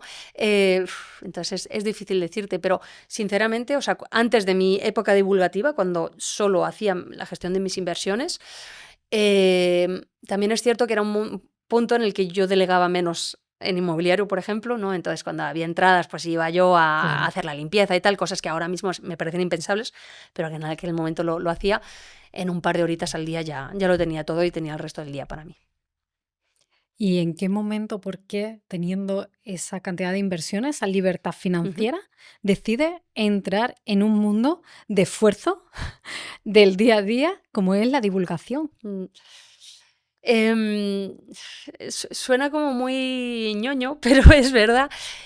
Cuando tienes, supongo que a ti también te pasa, mensajes todos los días de personas que te dicen, Andrea, me has cambiado Ujú. la vida, pero no te lo digo por decirte, sino porque, mira, ahora puedo cuidar a mi madre que está enferma, puedo ir a pues, los niños, me puedo ir de viaje, no tengo que irme la primera quincena de agosto, me puedo ir cuando me apetezca. Es tan o sea, recompensa tanto a nivel emocional y sobre todo ahora que nosotros hemos pivotado un poquito de solo el mundo digital al organizar eventos presenciales, cuando ves a la gente, les das un abrazo, se echan a llorar, te echas a llorar tú también por las historias que te Sí. cuentan, es tan bonito y dices, sí, es mucho esfuerzo porque tú lo sabes, o sea, hay formas y formas de divulgar. Puedes divulgar y puedes divulgar. Y si lo haces bien, lleva mucho esfuerzo, mucho Ujú. tiempo y que Por esto eso nunca para. te lo decía. Siempre estás pues, de viaje, dando vueltas, tal. Como no lo Em, necesitas por dinero, ¿para qué lo haces? Porque o sea, yo me siento una persona muy privilegiada porque mis padres me dieron ese impulso con lo que te Ujú. comenté. He aprendido mucho. Creo que pues mi trayectoria universitaria he tenido la suerte de ir a buenas universidades, con becas, porque esfuerzo, no es que me haya caído nada del cielo, esfuerzo. Y eso que se dice en inglés, el giving back, el dar de vuelta a la sociedad, me parece algo importante y si tengo, no me gusta decirle un don porque suena un poco prepotente, ¿no? Pero tengo una habilidad a lo mejor especial de lo que es el conocimiento y la transmisión, Ujú. pues oye, me parece que estoy en deuda con la sociedad de decir, mira, pues aporto, que es tiempo que me quito de hacer otras cosas, sí, pero es algo que me compensa y creo que el día de mañana, cuando no sé hasta cuánto sí llegaré a estos 86 años que dicen las estadísticas, pero que eche la vida atrás, diré, he vivido una vida que ha merecido la pena ser vivida por lo que he hecho a nivel personal. Que mis hijos digan, ole mi madre, todo lo que ha hecho y que estén orgullosos de mí y yo de lo que he conseguido por mí y por toda esa gente. Y yo creo que eso es una recompensa extraordinaria. ¿Tus hijos ya están ahorrando, están invirtiendo? ¿Lo hace su mamá por ello? Lo empecé a hacer yo y ahora ellos ya son conscientes. No hacemos lo que yo hacía cuando era pequeña de ir al banco, porque ahora es muy Bueno, ya. difícil ir al banco, encontrar una sucursal abierta. Dice, no, por internet. Pero sí que lo estamos haciendo. Tienen lo que os contaba de los Ujú. robo-advisors, lo tienen desde que son pequeñitos, pero no solo por no solo porque tengan ese dinero ya, porque tienen toda la vida por delante, que aunque ahora el mercado baje un 70%, ¿qué más les da? Ellos van a ser felices saltando en la cama elástica, yendo a la piscina. ¿Qué más les da lo que pase ahí fuera? Y sin embargo, sí que el aspecto pedagógico me parece muy importante. De hecho, ya le he dicho a mi hija, voy a hablar con la directora de tu colegio porque quiero dar clases en tu colegio. Dice, qué bien, mamá, podré venir aunque sea para alumnos. Y eso es tan bonito porque luego le ves que lo cuenta a los compañeros de clase y que como vas como se va haciendo más grande la red y eso al final, una niña me dijo el otro día, oye, pues con lo que me contaste, pero que es una amiga, no es que le haya dado clases, pues lo comenté con mis padres y ya están ahorrando un poquito más y con eso hemos podido reparar una gotera que había y es como, wow, esto funciona, ¿no? En un cerebro todavía tan moldeable y tan abierto a aprender, o sea que es una edad maravillosa para aprender. Para empezar a invertir, ¿tenemos que estar más dispuestos a perder o más dispuestos a ganar? A perder, sin duda alguna. Siempre pensamos nuestro lado más codicioso, para volver a las palabras de Warren Buffett, siempre nos fijamos en cuánto podría llegar a ganar y hacemos cábalas de, pues si gano con esto 700 euros, mira, con eso me pago el billete para el crucero de no sé qué, no sé cuánto. No hay que enfocarlo así, porque eso es solo es caldo de desilusiones y de pérdidas. Lo tienes que enfocar de la otra manera. ¿Cuánto estoy dispuesto a perder? ¿Por qué? Porque si tú, por ejemplo, inviertes 1.000 euros y dices, yo estoy dispuesto a perder 200, un 20%, si baja solo 100, volviendo a lo de Daniel Kahneman, dices, vale, está bien, solo ha bajado 100, yo estaba dispuesto a bajar 200, duermo bien por las noches, no voy a hacer locuras. En cambio, si tú has pensado, vale, yo quiero ganar 300 y ves que ha bajado 100, vas a entrar en pánico, vas a cometer errores, a lo mejor vas a vender, movido por el miedo, y no le das tiempo al activo a rebotar y llegar a esos 1.300 que tú querías. Entonces, fundamental saber cuánto estás dispuesto a perder y con eso que venga lo que venga. Aquí hay un error que cometen mucho las personas que están empezando, que lo que hacen es que cuando tienen una ganancia, venden, porque dicen, más vale pájaro en mano que ciento volando, ¿no? Pero esto es un error. Lo que tienes que hacer es cortar las pérdidas. Cuando tienes un activo que está en pérdida durante muchos años, las personas más mayores que nos estén viendo, pues a lo mejor compraron en Santander o Telefónica, una de estas hace muchos años y todavía la tienen en cartera por si se recupera. Pero el término que se utiliza es coste de oportunidad. Es decir, ese dinero que tú tienes ahí esperando a que remonte, si lo hubieras invertido en otra cosa, te hubiera dado mucho más. Entonces ese coste de oportunidad es muy importante. Entonces, corta las pérdidas, si está claro que no van a ir a ninguna parte, y en su lugar deja correr las ganancias, porque esas ganancias, volviendo a lo de antes, no tienen tope si son activos buenos. Entonces, corta por aquí, ese dinero lo reinviertes en otro activo y las que están bien, déjalas correr. Y de esa manera es como el efecto compuesto va dándote más y más beneficios. ¿Qué crees que deberíamos cambiar de nuestra mentalidad? Ya no solo formarnos, sino que hay aquí que no tenemos la programación adecuada para invertir y que deberíamos cambiar para poder tener esa mentalidad de inversora. A ver, aquí nos podríamos remontar a tiempos inmemorables, ¿no? Del derecho del trabajo, el cómo hemos ido evolucionando a nivel de sociedad, de pasar de la esclavitud a luego pues decir, pues mira, 40 horas por contrato como máximo y todo esto, ¿no? Vacaciones pagadas, cosas que en nuestra cultura están muy arraigadas, pero hay otras culturas donde no es el caso. Entonces, estamos muy acostumbrados a que para ganar dinero, básicamente, o hay que trabajar más o hay que hacer algo ilegal. Básicamente, son como las dos opciones que hay. Y como la gente pues no quiere ir a la cárcel, dicen la única opción que me queda es trabajar más. Pero ¿qué pasa? Que el día tiene 24 horas. Entonces dicen, vale, pues me contento con esto, que es lo máximo a lo que puedo aspirar con mis 8 o 10 horas de trabajo, lo que sea, cada uno con eso, ¿no? ¿Y qué pasa? Que nosotros mismos nos autolimitamos a decir, pues vale, esto es lo que hay, no hay más. Pero realmente, si consigues desbloquear tu cabeza y darte cuenta de que no solo puedes trabajar tú por dinero, sino que el dinero puede trabajar por ti sin necesidad de tener mucho dinero, mucho capital, ahí cambia completamente la cosa. Porque, por un lado, si consigues ahorrar un poquito, que lo pones a trabajar por ti, eso va a ir creciendo más. Si en paralelo tú aumentas tus ingresos, vas a tener más para invertir. Si además te apalancas con financiación bancaria, como hemos dicho, aunque tengas un pequeño capital, vas a poder optar a inversiones más grandes, que a igualdad de porcentaje, o sea, un 5% de 1.000 es más que un 5% de 100. Entonces, vas a ir haciendo como creciendo, pero para eso tienes que entender que el dinero de verdad no está en intercambiar tu tiempo por dinero, está en las inversiones, en todos los pilares, incluidos los negocios, que muchas veces es algo que no pensamos porque decimos, no, yo seguridad de mi empleo, que el riesgo lo corra el empresario, pero yo solo quiero mi nómina a final de mes. Vale, a lo mejor no te gustan los negocios y está perfecto, pero tienes otros 5 pilares, aprovéchalos. De esos 5 pilares, de los 6 que me hablaba, el último, le llamabas alternativa. ¿A qué le llamas alternativa en inversiones? A ver, la definición oficial, la que se suele utilizar es que alternativo es cualquier cosa que no sea la bolsa, es decir, renta variable, ¿vale? A mí me parece muy limitativo eso porque hay muchas más cosas, o hay personas que consideran que las criptomonedas, por ejemplo, son inversiones alternativas. El oro, si me apuras, que es una inversión alternativa. A mí no me parece que el oro sea una inversión alternativa, algo que existe desde hace milenios. Para mí las inversiones alternativas son otra cosa. También lo llamo cajón desastre. Lo que no entra en los otros pilares, bye. ¿Qué podemos encontrar dentro de esos pilares? Bueno, de los que yo más he hablado públicamente, yo tengo una cartera que la llamo Inversor Inteligente, a la que hago el seguimiento público todos los meses desde septiembre del 2018. O sea, todos los meses sin fallar ahí el seguimiento para que la gente entienda que hay meses que estamos en verde, meses que estamos en rojo, y es normal, ¿no? Y cómo va fluctuando, pero claro, va fluctuando así al alza. Y en esa cartera hay varias inversiones alternativas en las que encontramos principalmente 3. El whisky escocés en barrica, que esto es bastante anecdótico porque yo no bebo ni una gota de alcohol y sin embargo entiendo el whisky e invierto, es una inversión bastante rentable. Luego tenemos una cosa que se llama el crowdlending, que es un nombre muy exótico para simplemente hacer referencia a los préstamos participativos, sea a particulares, sea a empresas, donde tú actúas como banco, dices, mira, tengo estos 100 euros que no me hace falta, te los presto a un rendimiento bastante interesante, o sea, puedes estar obteniendo... O sea, ya sabéis que rentabilidades pasadas no son garantía de rentabilidades futuras, pero históricamente la bolsa, el S&P 500, da una rentabilidad media anualizada del 7%, ¿vale?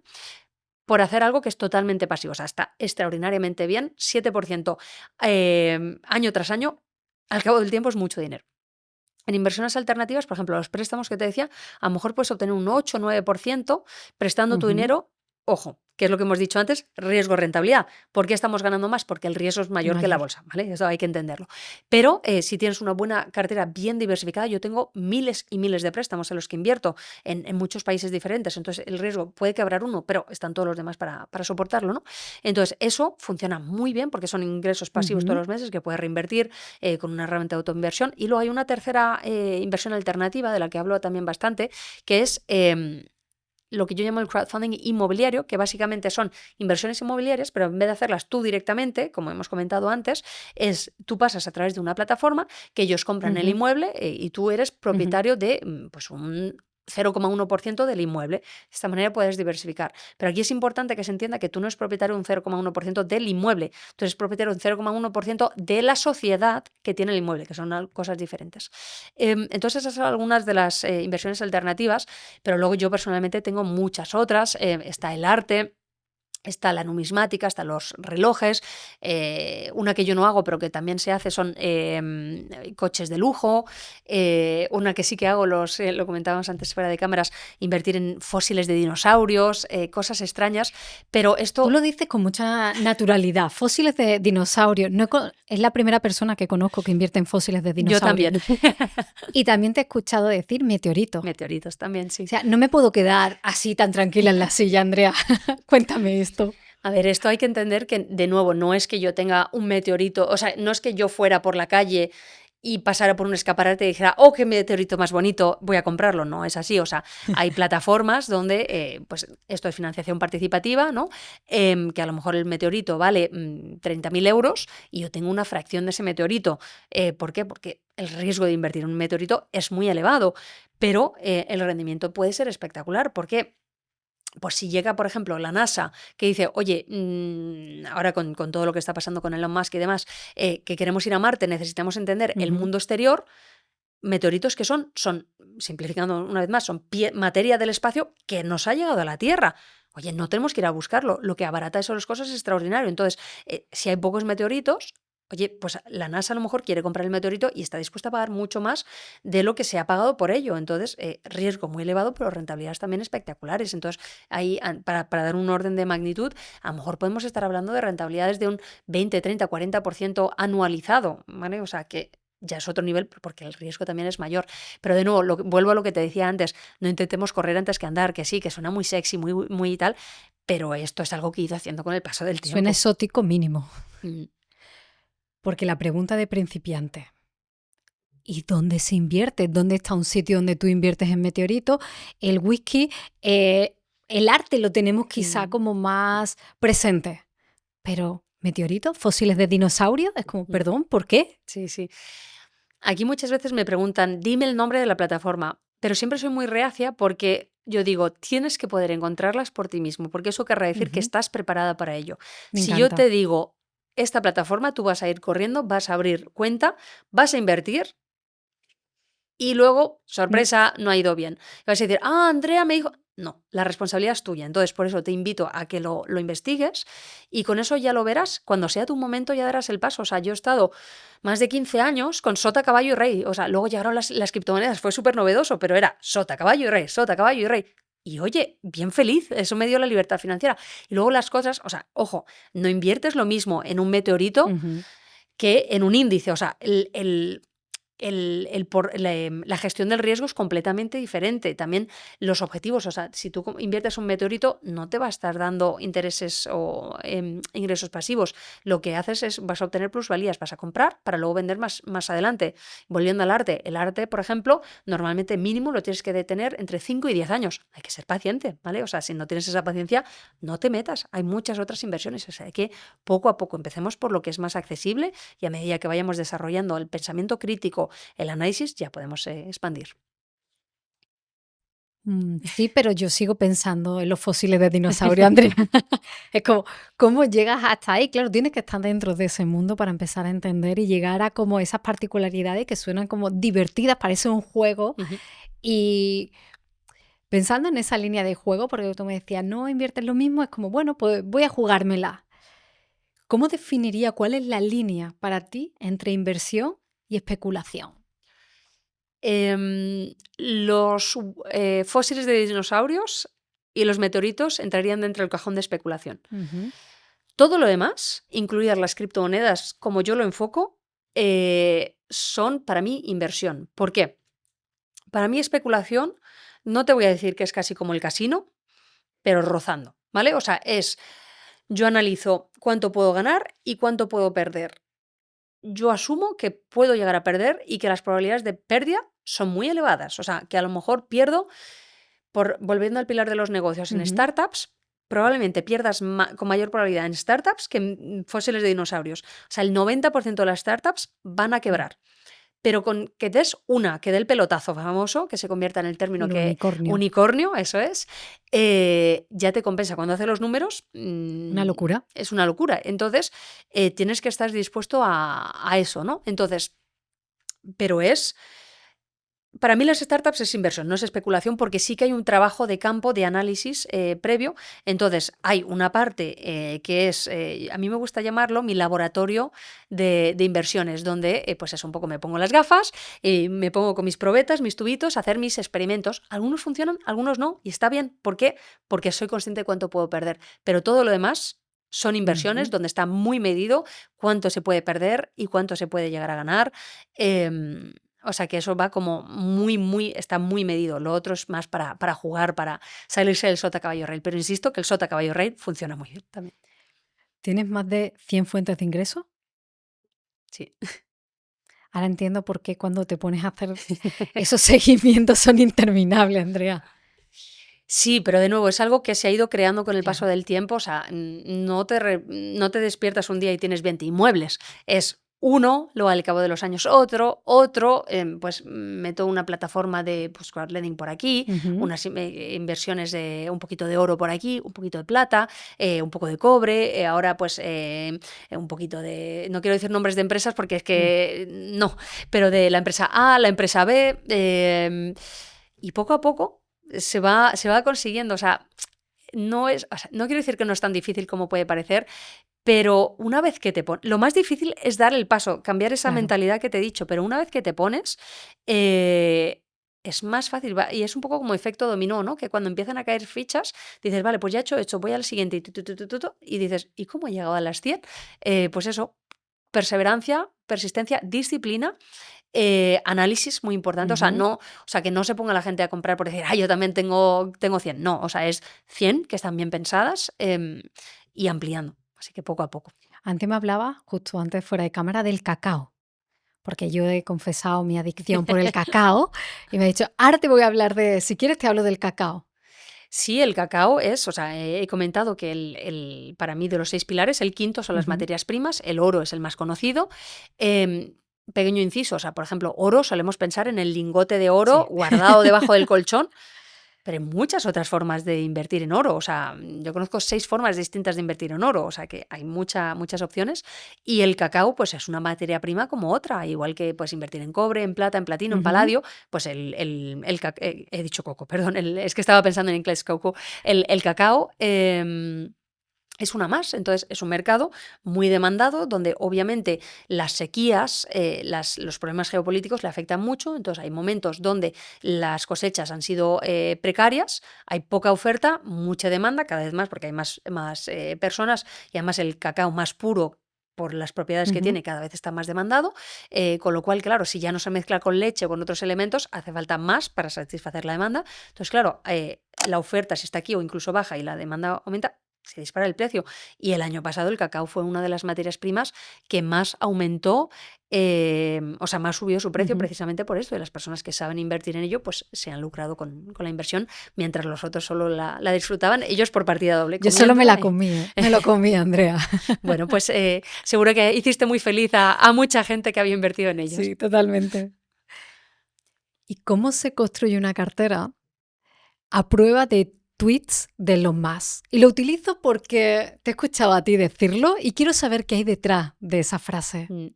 Pues mira, o sea, esto viene de una época, también por ahí por el 2020 más o menos, donde venían relacionadas criptomonedas porque, bueno, no sé si lo sabéis o no, pero bueno, él tiene una criptomoneda, el Dogecoin, que hace referencia a un perro que, bueno, pues toda una historia, ¿no? Y entonces había días donde él decía, voy a comprar, y se disparaba, pero cuando te digo se disparaba, igual subía un 50, un 100% en un día, que es una barbaridad, y cuando decía no voy a vender, bajaba. Entonces esto de a prueba de tweets de Elon Musk es decir, que pase lo que pase ahí fuera, inviertas en activos interesantes. ¿Cuáles son esos activos? Ya entrando de pleno en criptomonedas, básicamente tienes... Para mí hay como 4 tipos de criptomonedas, ¿vale? Lo voy a hacer muy sencillo. Para mí está el Bitcoin, que es una categoría por sí sola. Vale.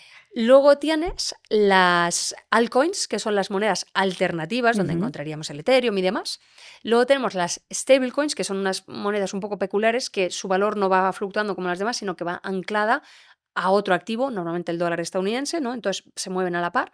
Y luego hay una cuarta categoría, que hay gente que lo mete dentro de las stablecoins, pero para mí no lo son. El nombre correcto, bueno, no correcto, decente, es las meme coins, porque están basadas en memes. Sí. Pero hay otra opción de otro nombre, que es básicamente shitcoins. Su propio nombre lo indica, son empresas que no tienen ningún fundamental y simplemente se mueven por la comunidad que hay detrás. Entonces esas son las que están a prueba de... O sea, no, a prueba, al revés, las que se mueven por los tweets de Elon Musk, y para mí eso es pura especulación. Yo ahí no entro. Sé que puedo ganar mucho dinero porque tengo un análisis técnico fino y que si lo aplico puedo ganar, pero para mí, por principio, yo no entro porque es especulación y yo quiero invertir correctamente. Claro, y ahora estoy entendiendo porque antes me decía, y me quedó ahí en el tintero, desde donde yo entiendo las criptomonedas desde la inversión y no desde... Eso es. Exacto. Eso es.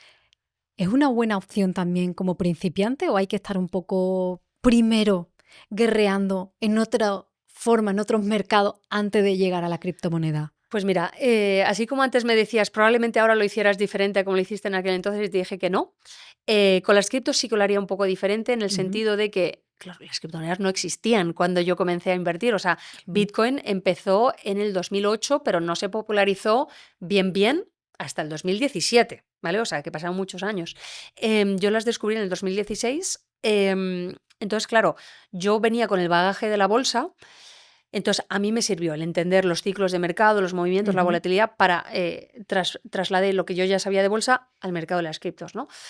Dicho esto, a día de hoy yo creo que una persona que entienda bien las bases, y no es muy complicado, ya puede invertir en criptomonedas, y es interesante hacerlo porque esto nos lleva a un concepto que acuñé hace un tiempo y se ha vuelto como muy popular, que es los accidentes positivos de riqueza, que básicamente lo que significa es, solemos pensar los accidentes como algo negativo, ¿no? Como pues me he chocado con el coche, vaya faena o tal. Pero los accidentes pueden ser buenos. Accidente, ¿qué quiere decir? Algo que no estaba previsto, simplemente. No quiere decir, no tiene una connotación positiva o negativa. Entonces, accidentes positivos de riqueza. ¿Por qué ese nombre? Porque son inversiones, no especulaciones, inversiones que tú realizas donde dices, vale, voy a poner en una balanza lo que estoy dispuesto a perder con el potencial de ganancias. Y las criptomonedas, por ejemplo, son inversiones asimétricas donde el riesgo es muy inferior comparado con lo que puedes ganar si lo haces bien, si tienes una buena gestión del riesgo. Si te pones a invertir a ciegas y a locas, pues no. Pero si lo haces bien, con una buena gestión del riesgo, el potencial de rentabilidad es espectacular. Y a lo mejor, para que te des una idea, en bolsa, si yo estoy dispuesta a perder 1 para ganar 3, ya está muy bien, ¿vale? En criptomonedas estamos hablando de una magnitud que va mucho más allá. Yo estoy dispuesta a perder 1 para a lo mejor ganar 60, 70, 100. O sea, estamos multiplicando. ¿Por qué? Porque es un sector donde el riesgo es mayor, pero sobre todo estamos en una fase mucho más prematura. El mercado no está tan maduro. Entonces, cuando hay movimientos de mercado por los halvings, bueno, es bastante técnico esto, pero hay ciertos momentos donde el mercado tiene un cierto comportamiento. Si lo haces bien, puedes llegar a ganar muchísimo. Ojo, bajan mucho. O sea, he habido momentos donde el Ethereum ha llegado a bajar un 90% en un año. O sea, hay que tener estómago para soportarlo. Pero si lo soportas, a cambio, creo que la rentabilidad media histórica ronda el 1040% anualizado en un año, ¿vale? ¿Por qué? Porque ha habido algunos años que ha dado un más 5000%. Eso no se ve en otras inversiones. Entonces, si estás dispuesto a asumir esa menos 90%, en contraposición puedes obtener ese 5000%. Entonces, son claramente estrategias convexas o accidentes positivos de riqueza donde en periodos de tiempo relativamente cortos puedes obtener una riqueza que en tu vida como empleado no vas a conocer. Porque tienes que poner tu dinero a trabajar saliendo un poquito de la zona de confort, y si lo haces con un riesgo adecuado, las recompensas pueden ser extraordinarias. Ocurre que cuando empiezas a invertir con poca experiencia, nosotros alguna vez con criptomonedas y demás, hay un momento en que terminamos sacando el dinero. ¿Es normal que nos pase a todos los principiantes? ¿Tenemos que entrenarnos para que deje de pasarnos o solo con el tiempo vamos a conseguir entenderlo y dejar de tener miedo? Porque ni siquiera era hay que sacarlo, lo necesitamos, no era por necesidad, pero tenemos chispazos y sacamos el dinero. Y lo he hecho ya varias veces con las criptos. A ver, aquí depende. Si es tu estrategia de inversión y te va bien, no, esto es sin estrategia, Andrea. Te lo digo porque hay gente que sí que intenta hacer timing de los ciclos, comprar barato y vender caro, y les va muy bien. Lo que pasa es que lo que te decía antes, que es muy difícil encontrar el momento óptimo de compra y de venta. A mí con el Bitcoin no me ha pasado porque a día de hoy llevo prácticamente 10 años invirtiendo en Bitcoin. A día de hoy nunca jamás he vendido un Bitcoin, más allá de cuando he tenido que permutar porque había alguna criptomoneda más pequeña que no podía comprarla con dinero fiat, con euros. Entonces sí que he tenido que cambiar, pero era no es que no quisiera los Bitcoins, es que los necesitaba para comprar otra cosa. Entonces no he vendido un Bitcoin. ¿Por qué? Porque para mí, cuando analizas los fundamentales, la robustez de lo que hay detrás, digo, pero si es que esto tiene mucho recorrido. ¿Llegaremos a ver el Bitcoin en 1 millón? No lo sé, pero los fundamentales indican que sí que podría ser el caso. Entonces, cuando está cotizando a 100.000, aunque parezca mucho comparado con cuando estaba a 10.000, todavía es que puede hacer un por 10. Entonces, a mí me ayuda mucho tener esa visión, ¿vale? Para el Bitcoin. Para el Ethereum podríamos hablar más o menos de lo mismo. Pero luego están las otras altcoins que te comentaba, donde yo ahí sí que entro y salgo según las condiciones de mercado. Entonces, cuando el mercado, normalmente cómo funciona es que primero el Bitcoin se mueve y cuando el Bitcoin empieza a subir, ya le siguen las otras criptomonedas y suben las otras mucho más fuerte. ¿Por qué? Porque son... em, esto es como los que tengan niños lo entenderán, ¿no? Un niño pequeño, muy pequeño, cuando se coge una perreta, son muy violentas las perretas. Cuando ese mismo niño, los dos terribles, pasa a los 5, se coge perretas, pero ya son más gestionables. Cuando un niño de 10 es mucho más... Y un adulto es otro nivel. Entonces, con los activos pasa lo mismo, son activos muy maduros. Entonces, es normal que cuando se enfadan, digamos, suban o bajen mucho. Pero si lo entiendes y lo aprovechas, puedes llegar a ganar mucho dinero cuando... Pero eso sí, si operas en esa ventana justa donde pero de nuevo, las altcoins no son para todo el mundo. Si os interesan las criptomonedas, que sinceramente esto es algo que he ido cambiando. Al principio decía no, solo para perfiles agresivos. A día de hoy digo no, si tienes un perfil moderado, lánzate. ¿Por qué? Porque si tienes una buena gestión del riesgo, aunque solo inviertas, da igual, 100 euros, que te lo puedes permitir perder, pero con esos 100 euros a lo mejor haces 700, haces un por 7, cosa que no vas a hacer en otras inversiones. Entonces, lánzate y verás que puedes conseguir cosas. Entonces, yo es como lo veo, o sea que te diría que prácticamente para todo el mundo, eso sí, con una buena gestión del riesgo y empezar por las grandes, las major, Bitcoin. Si te interesa más, puedes ir a otras, pero ahí sí que te tienes que formar y entender mucho mejor cómo funciona. Voy a dar un paso más atrás todavía, Andrea, de todo lo que estamos hablando, porque hemos empezado de cuánto dinero, cuánto empiezo a Ujú. invertir, pero hay que tener las finanzas personales saneadas antes de invertir.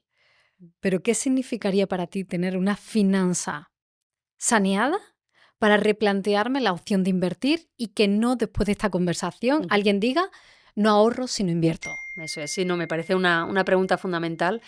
Em, Obviamente, o sea, aquí hemos hablado directamente de inversiones, Ujú. pero sería completamente irresponsable lanzarse a invertir si no tienes antes controladas tus finanzas. ¿Por qué? Hemos hablado mucho de la gestión del riesgo y de las emociones. Y aquí es cuando todo se junta. ¿Por qué? Porque si tú estás invirtiendo un dinero que no te puedes permitir perder, vas a tener las emociones mucho más a flor de piel y vas Ujú. a dejarte llevar y vas a cometer errores. En cambio, si es dinero que te puedes permitir perder, vas a actuar de manera distinta. Que obviamente a nadie le gusta perder dinero, o sea, no hay que malinterpretar, pero te lo puedes, o sea, no se acaba el mundo si lo pierdes. En cambio, si es el dinero que necesitas para poner comida sobre la mesa para tus hijos, es una Mm. cuestión completamente diferente. Entonces, efectivamente, hay que volver un paso más atrás y nunca deberías invertir si no tienes antes tu colchón de emergencia, fondo de seguridad, llámalo como quieras. Es decir, el dinero que te va a permitir vivir tranquilo. O sea, que decir, tengo que, se me ha estropeado la lavadora o el coche y tengo que comprar otro, que lo puedo hacer sin necesidad de financiarme a un tipo usurero o sin tener que pedirle un favor a esta persona o a esta otra. Entonces, el poder tomar esas decisiones, o sí que sufres, esto una alumna, que sufres acoso sexual en el trabajo, que puedes decir, ahí te quedas, me voy. ¿Por qué? Porque tienes esos ahorros para poder seguir viviendo unos meses. Obviamente, no toda tu vida porque no tienes libertad financiera, pero sí que tienes a lo mejor, depende de esto de lo conservadora que sea cada cual, pero que tengas 3 meses, 6 meses, 9 meses para decir, tengo ese tiempo para buscarme la vida y encontrar otra cosa mejor y no tener que aguantar a esta persona. Y cuando tienes eso, cambias por completo, te dices, vale, o sea, no tengo que soportar la vida, puedo crear la vida que yo quiero. Y suena como palabras muy grandes, pero de verdad, o sea, esa tranquilidad que te da el poder decir, yo soy quien toma las decisiones en mi vida y no vienen impuestas por otra persona, cambia por completo y ahí es ahí cuando te dices, vale, ya he conseguido esto, ¿cuál es el siguiente paso? Pues ahí ya sí comienzas a invertir, pero primero esto y el cómo saber cuál es tu colchón adecuado. Esto de nuevo, igual que para las inversiones Ujú. tienes el perfil, para esto también, pero no quiero explayarme mucho, pero básicamente, si eres una persona joven, por ejemplo, que todavía vives con tus padres y que ya estás trabajando, ahí pues con un mes de colchón ya es suficiente porque tienes a tus padres que te van a poder ayudar, no tienes gastos, no tienes personas dependientes. Me voy al extremo opuesto, un padre de familia, una madre de familia que a lo mejor tiene 3 hijos universitarios a cargo con las residencias de estudiantes o los pisos, más luego una madre a cargo. Oye, es otra cuestión, ¿no? Entonces ahí pues probablemente tengas que tener 6, 9 o incluso me aventuraría a decirte 12 meses. Entonces, dentro de estas horquillas que son como los extremos, ya cada uno tiene que un poco pivotar. No es lo mismo un funcionario que, por ejemplo, pues una persona que trabaje en un circo, por ejemplo, que solo trabaja unas semanas al mes, ¿no? Entonces, dentro de eso, cada uno que encuentre su punto. Y una vez que lo hagas, inmediatamente que digas, pues mira, yo en mi caso, mi fondo de emergencia tienen que ser, por ejemplo, 5.000 euros. Vale, pues vas ahorrando todos los meses y cuando llegas a esos 5.000 euros, no paras de ahorrar. Lo que haces es que ese mismo dinero, imaginemos que destinabas todos los meses 250 euros y que has tardado 20 meses en conseguir tu colchón. Vale. Pues el mes 21, esos 250 euros que hubieras despejado, no te los gastas. Lo que haces es que simplemente, en vez de llevarlos a la cuenta del ahorro, dices, vale, ahora me las llevo aquí a la cuenta de las inversiones. Y ese dinero empieza a trabajar para ti. ¿Por qué? Porque este dinero que tú tienes en esta cuenta de ahorro te da seguridad, pero está perdiendo poder adquisitivo por el paso del tiempo, por la inflación, no hay que olvidarlo. Entonces, está ahí, pero va mermando. Entonces, tú no quieres tener un fondo de emergencia. Esto pasa, las personas, ¿no? Muy ahorradoras, que tienen unos colchones de emergencia y que dices, es que ese dinero está perdiendo, que sí que te está dando seguridad, pero te está perdiendo... ¿Tienes alguna estrategia para ese dinero que está ahí estancado? Que mínimamente no esté estancado, pero que el riesgo sea muy bajito. A ver, tienes cuentas remuneradas que a día de hoy, o sea, como están en Europa están bajando los tipos de interés, esto va de la mano, pero todavía puedes encontrar cuentas que te dan un 2% que no siempre supera la inflación, pero al menos la bloquea. Entonces, pues al menos dices, mira, ya no hay más. Y luego hay otras cosas que son los fondos monetarios. Por ejemplo, antes hablamos de la renta fija, es como, simplificando, la renta fija más conservadora y a más corto plazo, ¿vale? A mí personalmente no me gusta eso. ¿Por qué?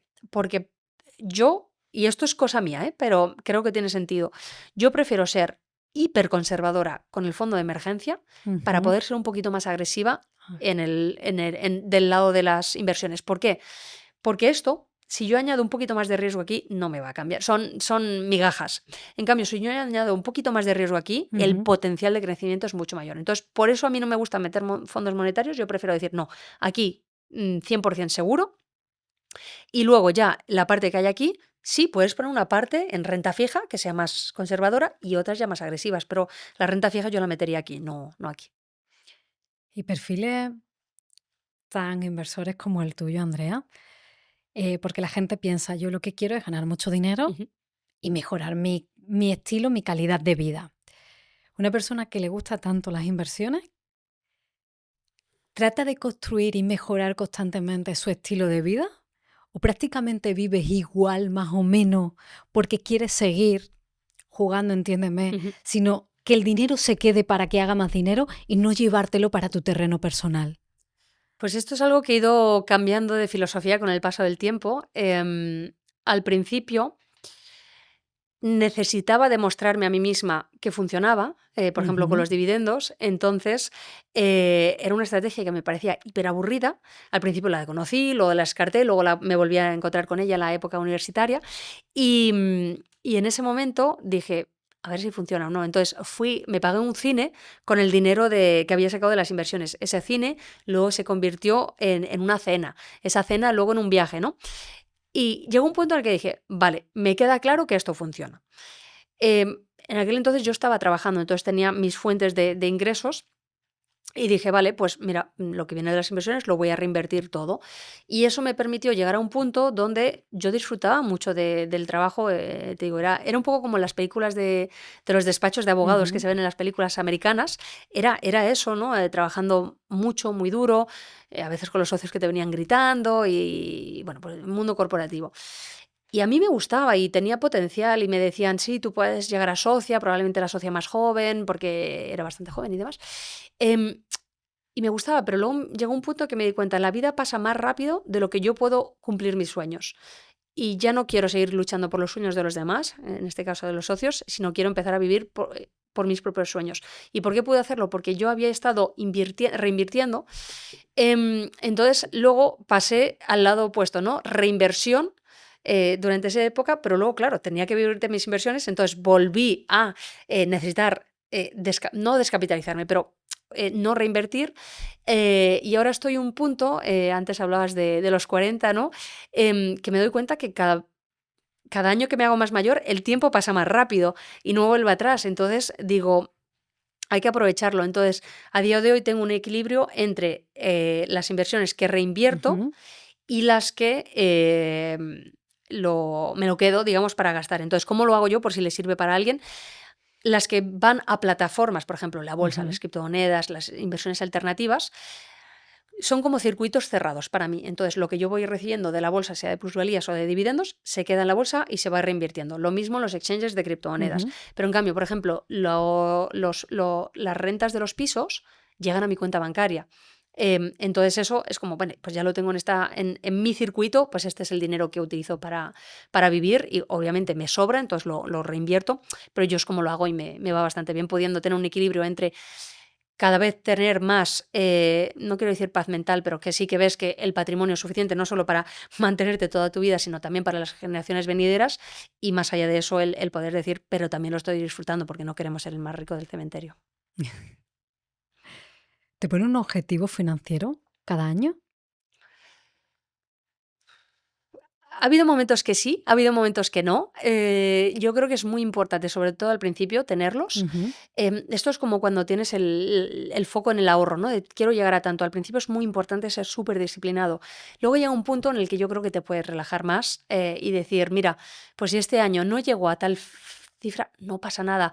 Echas la vista atrás, lo que te decía cuando hacía el seguimiento, digo, pero es que qué año más maravilloso. A mí me gusta hacer a finales de año un álbum de todo lo que hemos hecho y dices, wow, pues es que ya no me acordaba de estas cosas. Y lo tienes y dices, realmente una vida a todo color, o sea, una vida que merece la pena ser vivida. ¿Qué más da que haya no voy a decir un cero más en el banco menos, pero que haya un 3% más o menos? ¿Qué más da? O sea, y todo eso que me llevo, no solo yo, sino mis familiares, todo eso, para mí eso no tiene precio y es mucho más importante que llegar a tu objetivo o no. Entonces, sí tengo objetivos, pero ya me fustigo mucho menos que antes de si llego o no a esos objetivos. Y bajamos otra vez, como toda la conversación que vamos a ir oscilando. Volvemos al modo principiante, donde empieza. ¿Cómo se marcan un objetivo con sentido? Yo creo que, volviendo al ahorro, que sería lo previo, primero te tienes que plantear, vale, voy para ese colchón con los cálculos que hemos dicho, eso es bastante fácil. Y luego, claro, si tú dices, yo quiero mucho a mi pareja, me quiero casar en 3 años, por decirte algo, con una boda vale 30.000, han pasado muchos años desde que yo me casé, no sé cuánto valen ahora las bodas, pero eso, 30.000 y faltan 3 años, oye, necesitamos ahorrar 10.000 euros todos los años, ¿vale? Somos 2, ¿vale? Pues 5.000 cada uno todos los años. Pues oye, vas haciendo retroplanning hacia atrás, 5.000 todos los años, pues eso quiere decir que yo tengo que apartar pues 400, vamos a redondear, 500 euros todos los meses para esa boda. Quien dice boda, dice un viaje, un coche. Y si tienes esa planificación, va a ser todo mucho más fácil porque no vas a ir dando palos de ciego de ahora hago esto, ahora lo otro, no. Si tú lo tienes claro, vas a poder verlo en un Excel o en papel, lo que cada uno quiera, y con eso vas a poder ver lo que es factible y lo que no, y vas a poder poner un orden a lo que es más prioritario. Y a lo mejor, yo qué sé, imagínate que necesitas el coche para ir a trabajar, pues a lo mejor dices, mira, pues me compensa que retrasemos un poco la boda para poder comprar el coche para ir a trabajar. Con ese trabajo que va a ser mejor voy a ganar más dinero y nos vamos a poder pagar la misma boda, pero en vez de irnos a Bali, irnos a Bora Bora, por ejemplo. Entonces, si lo haces así, piensas en tus prioridades, las pones por orden, ves lo que vale cada una y todo empieza a tener mucho más sentido, encajas las piezas de puzzle y te das cuenta que una planificación, hay gente que dice, no, a mí me gusta ser espontáneo. Sí, la espontaneidad tiene su aquel, ¿no? Hay que dejar un poco de chispita a la vida, pero queda claramente demostrado que si tienes una planificación clara, con margen de maniobra, siempre, te va a ir mucho mejor. ¿Crees que si no te hubieses dedicado al mundo de las inversiones, ese álbum de final de año tendría tanto color? Nunca sabes cómo hubiera sido la vida si no hubieras tomado esas decisiones. No sabría decirte, pero probablemente no. Es que justo me encontré antes de ayer con la socia con la que yo más trabajaba, que a esa persona le tengo mucho cariño, aprendí muchísimo de ella. No puedo decir lo mismo de los otros socios, pero de ella sí. Y me estaba hablando de otro socio que cuando yo me dije que me marchaba al despacho me vino gritando, va, Andrea, la peor decisión de tu vida, te vas a arrepentir siempre. Y yo no se lo dije a él, pero dije por los bajines, ya veremos, ¿no? Y me estaba hablando de que estaba muy, muy enfermo, pero que seguía trabajando y tal. Y me quedé pensando, o sea, no es la vida que yo hubiera querido y probablemente es hacia dónde iba. Entonces, nunca lo sabes, pero probablemente no. Andrea, muchas gracias. por traernos luz y por hacer ese esfuerzo que te pedía justo fuera de cámara de vamos a hacerlo para aquellos que no sabemos invertir, pero si es un buen momento, como nos decía, hoy tenemos más conocimiento, más herramientas y yo sí que tengo ganas, ¿no? Es cuando se te enciende la chispa y piensas, ¿y por qué no tengo inversiones, pero ahora pienso, podría tener más? Y no me he parado nunca, ni le he prestado atención, ni más allá de 4 cosas, pero es como, oye, esto me lo voy a tomar en serio. Me han entrado muchas ganas, por eso yo creo que me pisaba las preguntas, Andrea, porque es como, ay, ¿no? Son tantas cosas las que se me ocurren y te agradezco mucho que nos lo hayas traducido a un nivel principiante de entendimiento, de empezar a relacionarnos con una forma diferente de entender el dinero que nunca nos han educado de esa manera, porque salir de la mentalidad ahorradora y meternos en una mentalidad inversora me parece un trance que necesita su tiempo, porque el contexto cultural, social es ahorrador. Entonces es un proceso de entendimiento, también de autoconocimiento, y te agradezco mucho la paciencia que has tenido no solo con tus mercados, sino también con este mercado hoy. Gracias. No, pues gracias a vosotros y me alegro de que a ti te haya ayudado y espero a los demás también. Seguro. Y enhorabuena a ti por la magnífica labor que haces, que me he sentido comodísima y de verdad que con entrevistadores como tú es un placer el divulgar, así que gracias a vosotros. Gracias, Andrea, gracias. Si has llegado hasta aquí, quiero darte las gracias. Gracias por ver, por escuchar y por ser parte del grupo de personas que busca respuestas y herramientas para vivir una vida con sentido. Y si te ha gustado este episodio, quiero invitarte a dar un paso más. Únete a nuestra comunidad privada en WhatsApp. Allí compartimos contenido exclusivo, sorteamos libros de nuestros invitados, puedes proponer preguntas para las entrevistas, sugerir a quién te gustaría que invitáramos al podcast e incluso recibir invitaciones para venir al estudio a asistir a algunas grabaciones. Además, también accedes a promociones especiales y oportunidades que solo compartiremos con las personas que formen parte de esta comunidad. Únete ahora escaneando el QR en pantalla, haciendo clic en el enlace de la descripción. Muchas gracias de nuevo y espero verte dentro de la comunidad.